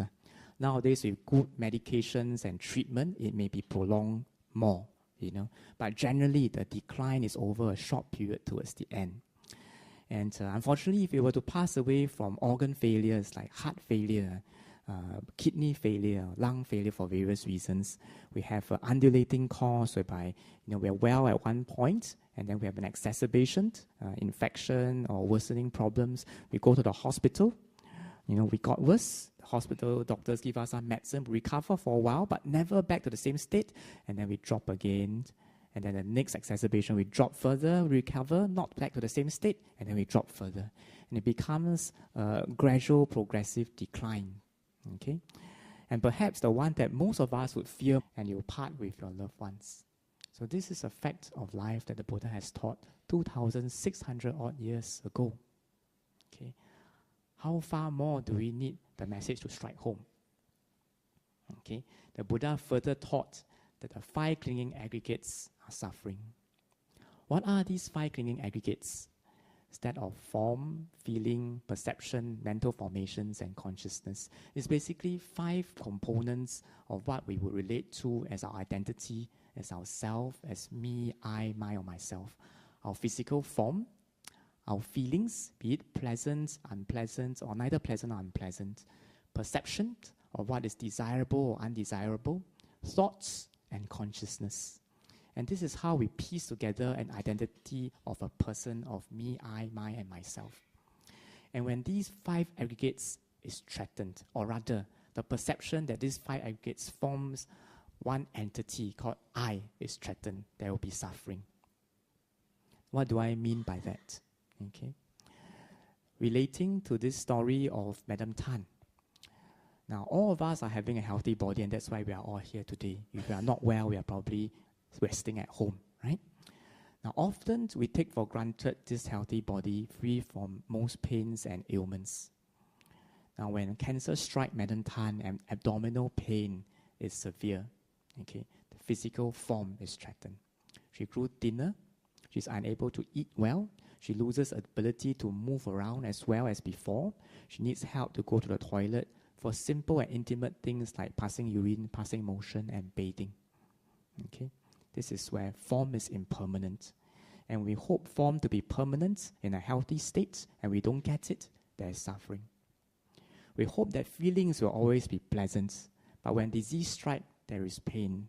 There may be various symptoms of nausea, vomiting, etc., etc. And when we desire feelings to be pleasant and it's impermanent, there is suffering.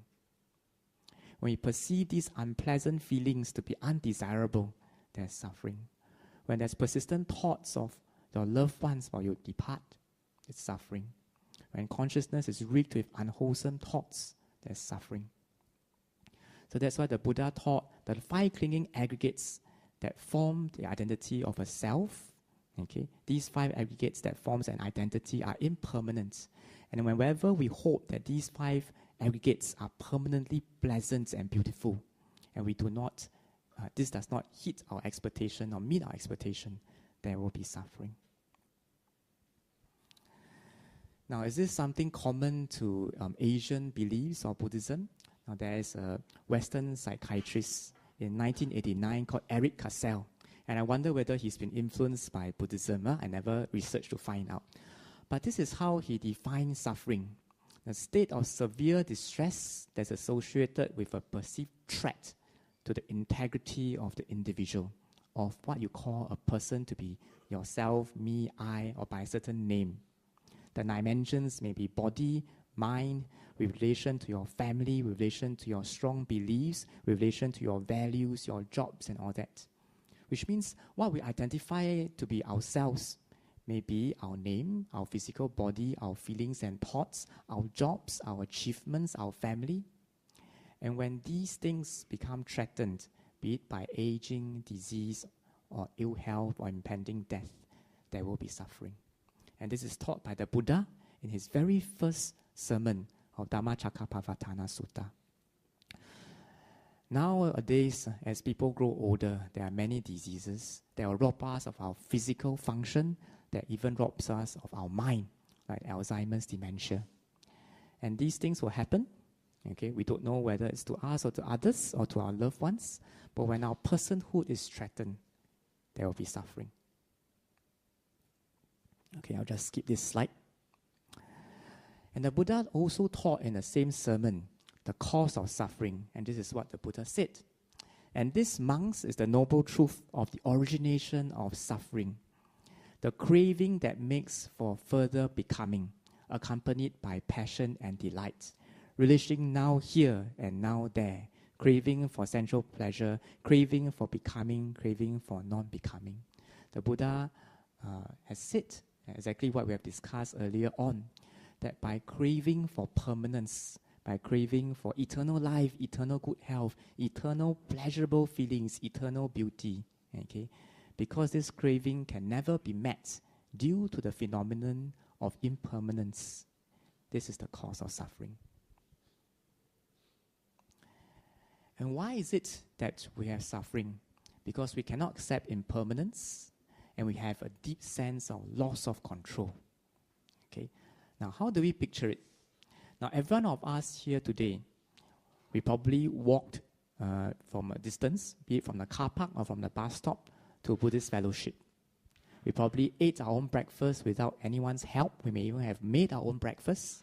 We probably brushed our own teeth, went to the toilet on our own, bathed on our own the previous day in the morning. Okay, and this is taken for granted. The day that our body fails, and we can't do all these very simple things, and we needed help in the most intimate affairs of our life, there will be a loss of control. Why?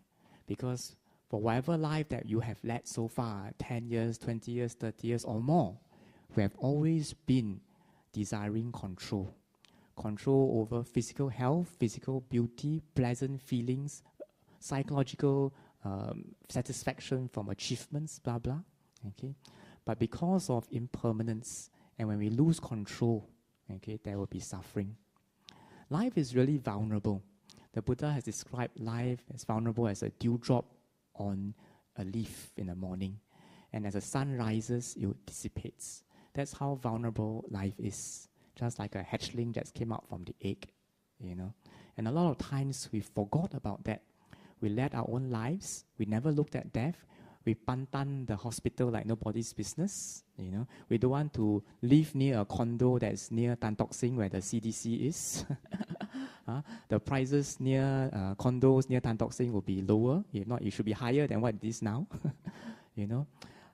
And we would, would not want an elderly facility near our housing block. Why? Because we view aging, disease, and death not as part of life, but something that we reject, that we dislike, that we hope will not befall us one day. Okay? And why do we reject that? Because we know that it is coming. We know that this is the reality. But how our family members will treat us when we pass away.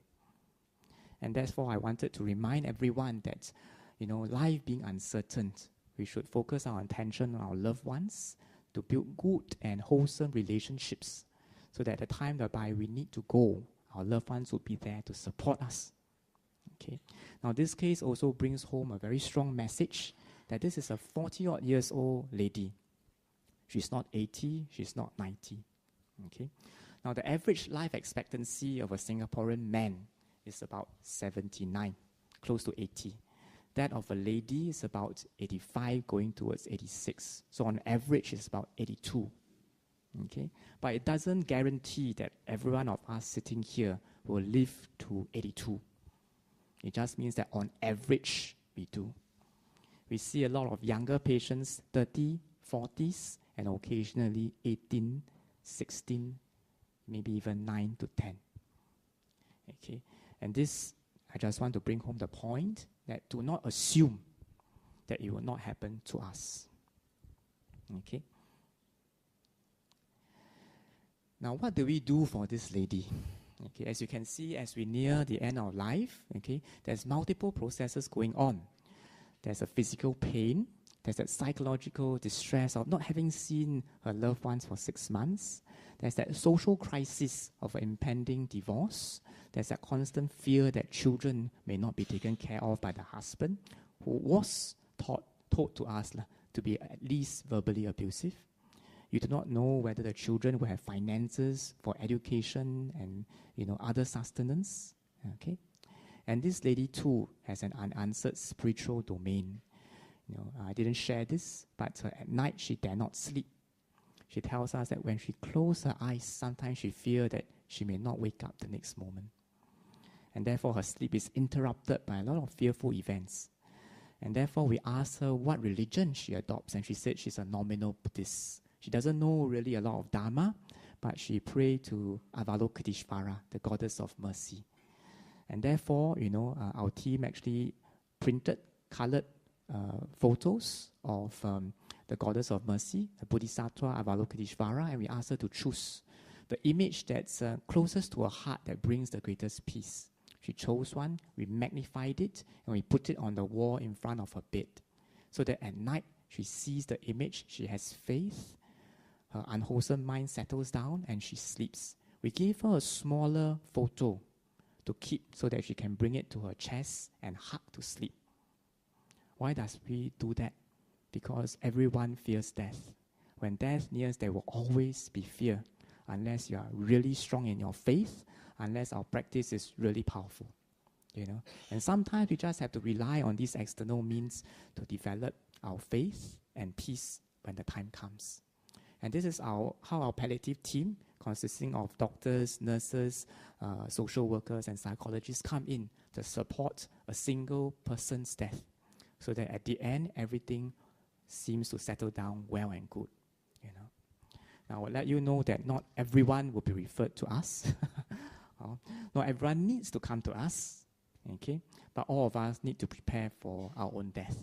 Okay? Because there's no guarantee that everyone will slip away silently in the night, just like my great-grandmother did. Okay? Now, this is a reminder from the Buddha's time. Now, the Buddha's time, of course, death is also even shorter. Life expectancy probably is shorter because of poorer health conditions. Okay? And this is the story of a lady called Kisa Gotami. Kisa Gotami had a young infant child who she loved deeply, her only child. And this small child died. And as a mother of her only child, she went almost crazy in grief. And she ran around every household, nearby, asking for people to save her baby who has already died, And frantic, she went to the Lord Buddha, and she requested the same of him, that he save, her child that's already died, as you can see in the picture. And the Buddha, knowing that she's overwhelmed in grief, probably wasn't ready to accept a teaching of the Dharma. So she told this poor lady, Kisa Gotami, that if you can find any household in this city whereby death has not reached the family, and take 7 seeds of sesame seed from this family, I will save your child. Now you would think, why would the Buddha do that? It's almost voodoo magic that the Buddha would not perform, But you would see the great wisdom in our Lord Buddha. So this lady, our great love for her child, went to every household, or almost every household, until her mind settles down. And she realized in her frantic search along the way, that in fact there is no household whereby death has not knocked on its doors. And as the energy, both emotionally and physically expanded, the wisdom arises that death is a part of life. There's no way that we can escape. It comes to everyone. And she then came to the Buddha, okay, and told the Buddha that, yes, I cannot find a single family whereby death has not occurred. And it is then that the Buddha taught her the Dharma, and she became ordained as a bhikkhuni. And if I recall correctly, she also attained the path of either stream entry or one of the fruits of sainthood at some point. You know. But this story actually illustrated so strongly the wisdom of the Buddha. Okay, in a state of deep grief, this lady cannot accept any Dharma. Okay, but the Buddha taught in a skillful manner the truth about life, which is death is inevitable, be it young, middle-aged, or old. Okay. Now, this is what the Buddha taught in his first sermon, called the Dhammacakkappavattana Sutta, or setting the wheel of Dharma in motion. And this is one of the verses.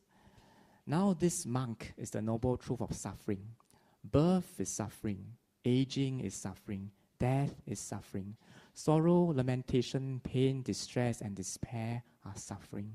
Association with the unbeloved is suffering. Separation from the loved is suffering. Not getting what is wanted is suffering. In short, the 5 clinging aggregates are suffering. Now, if we relate to the story that I've mentioned earlier on about Madam Tan, okay, about Kisa Gotami, you can well relate to these points that the Buddha has taught. Birth will be rigged with suffering.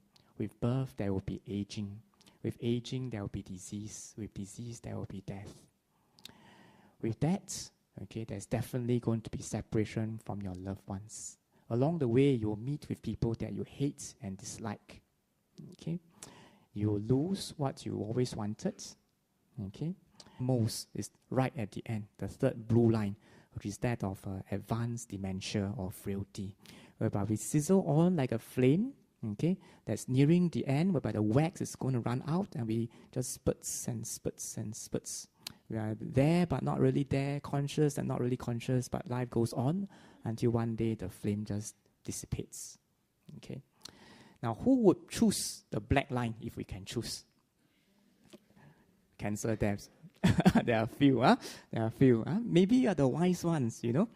Who would choose the red one? No. Who would choose the blue one? Okay, the rest all one Nibbana.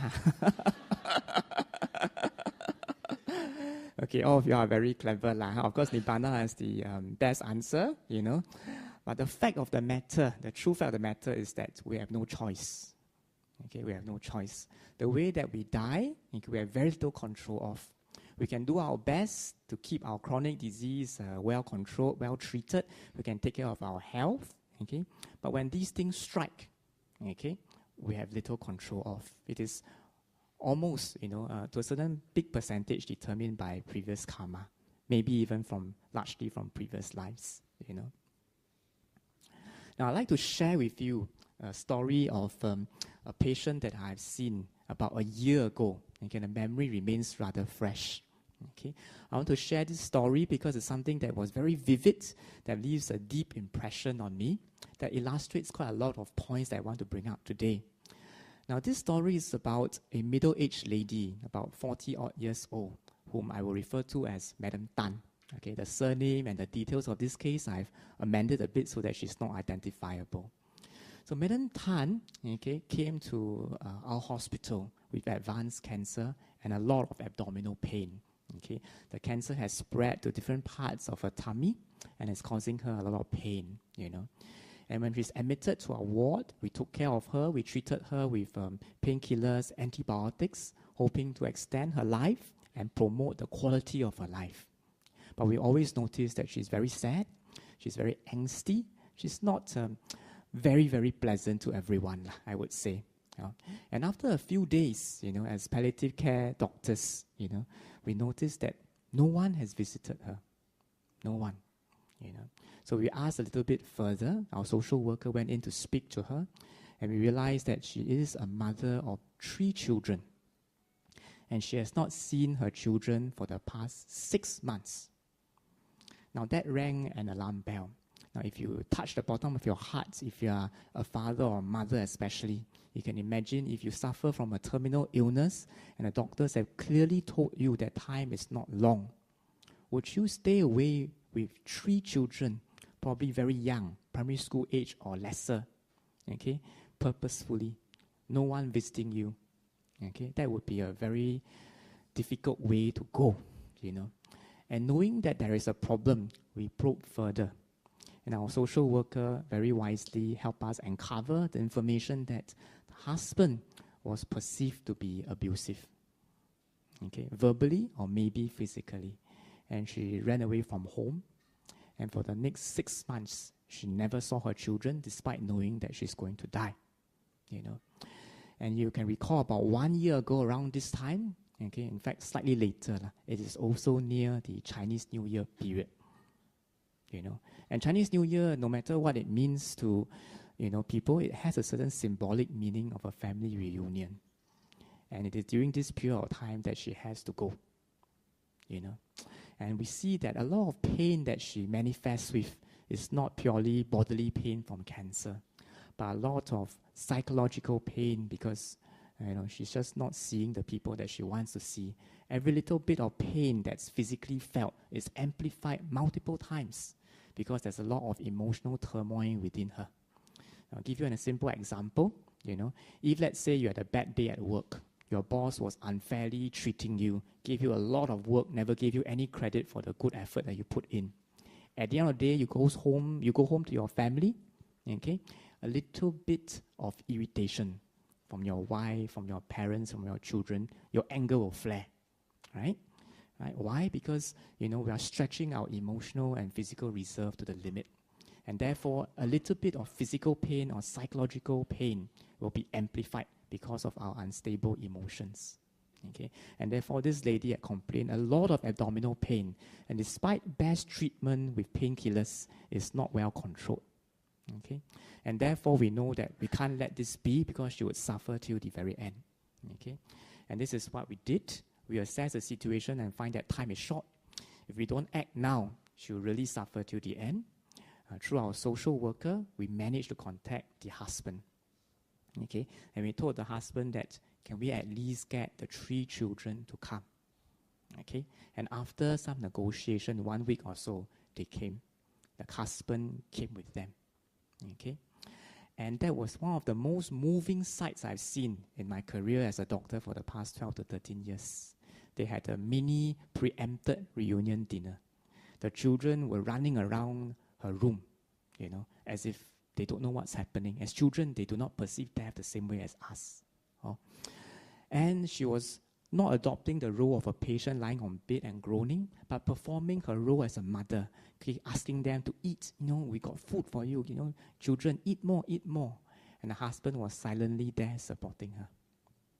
Okay, and that's when you see a drastic change in her that we have not witnessed for the past 2 weeks or 3 weeks that we have taken care of her, whereby she has switched from the role of a grieving patient, grieving for her own end of life, to a mother, okay, to a wife, okay, and to a proper person, you know. And after that, they continued to visit, and we managed to revert the legal proceedings of a divorce that they were hoping to file, okay. And she managed to pass away rather peacefully under our department's care, you know.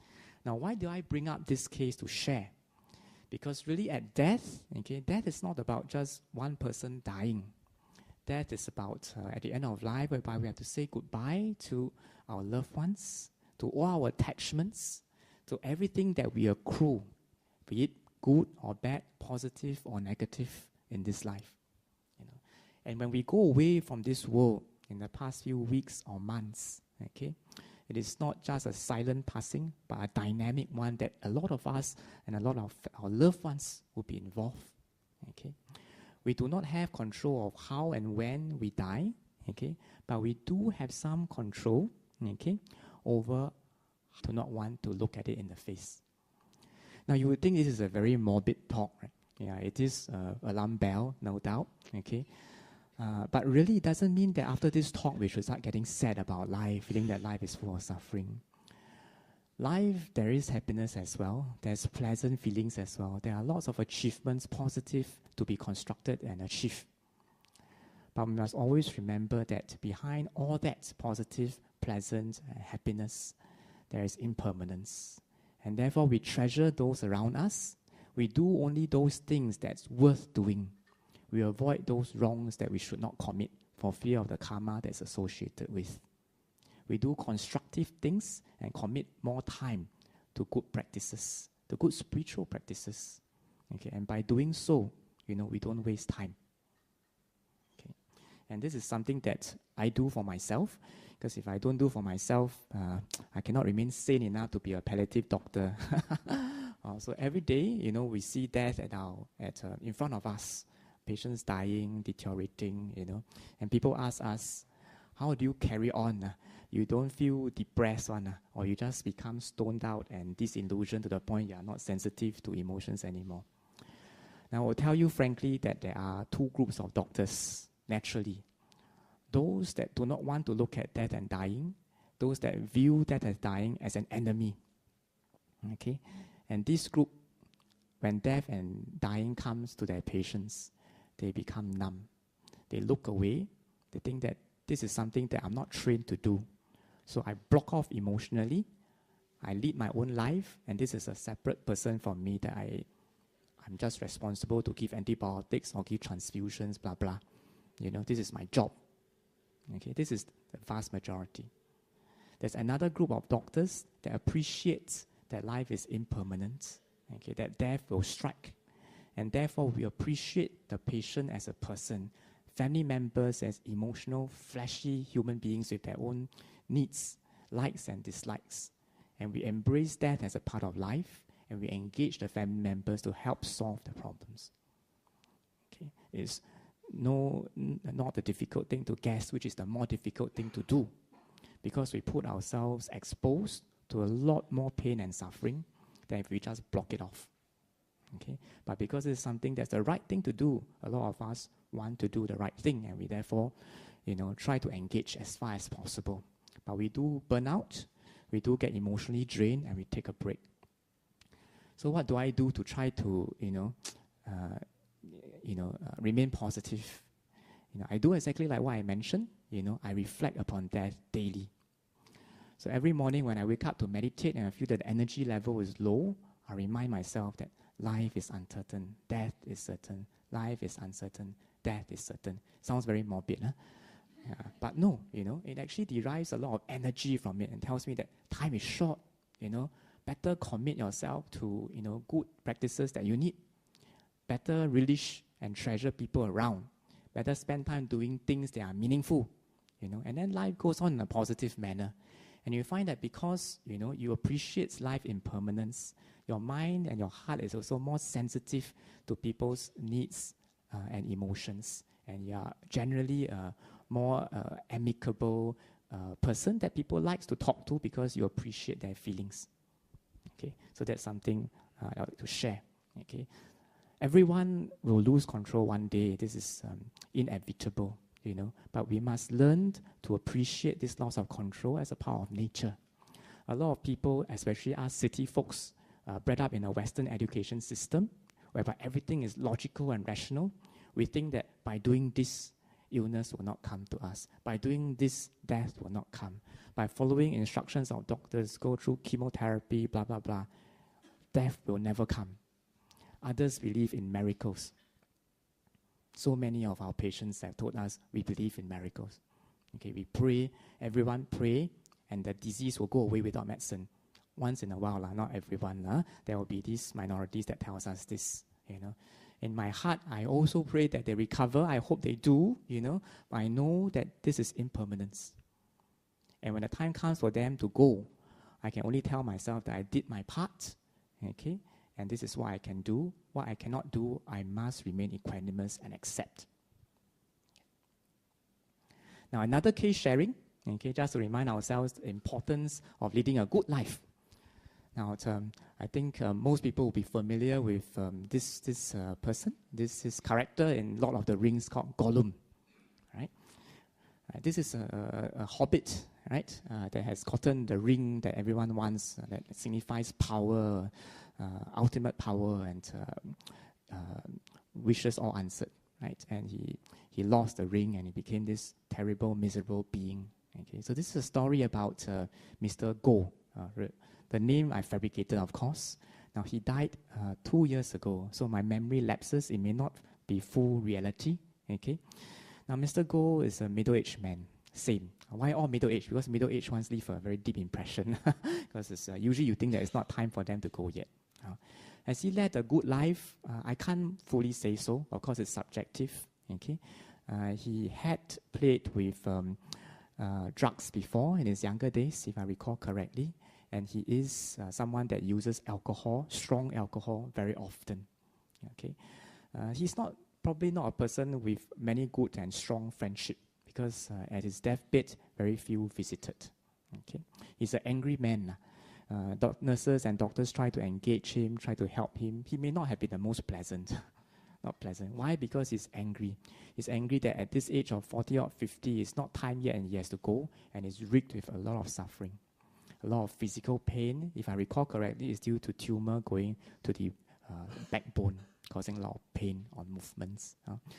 So we give medications like all our other patients, morphine at adjusted doses, and other painkillers and other things to keep him comfortable. And after a while, we realized that, hey, somehow our medicines are not working. Despite strong doses of morphine and equivalent, it's not working. And after a while, we discovered why. Why? Because previously he drank alcohol. His liver is very much adjusted to high doses of alcohol, and therefore the enzymes in the liver are very active. All the medicine that we give to calm him down from confusion, agitation, and pain, 90% is flushed out of the body because the liver is too adjusted to alcohol. Yeah. He meddled with drugs before, and once you have meddled with drugs in the younger days, in the older time when you are years later, whereby you need it,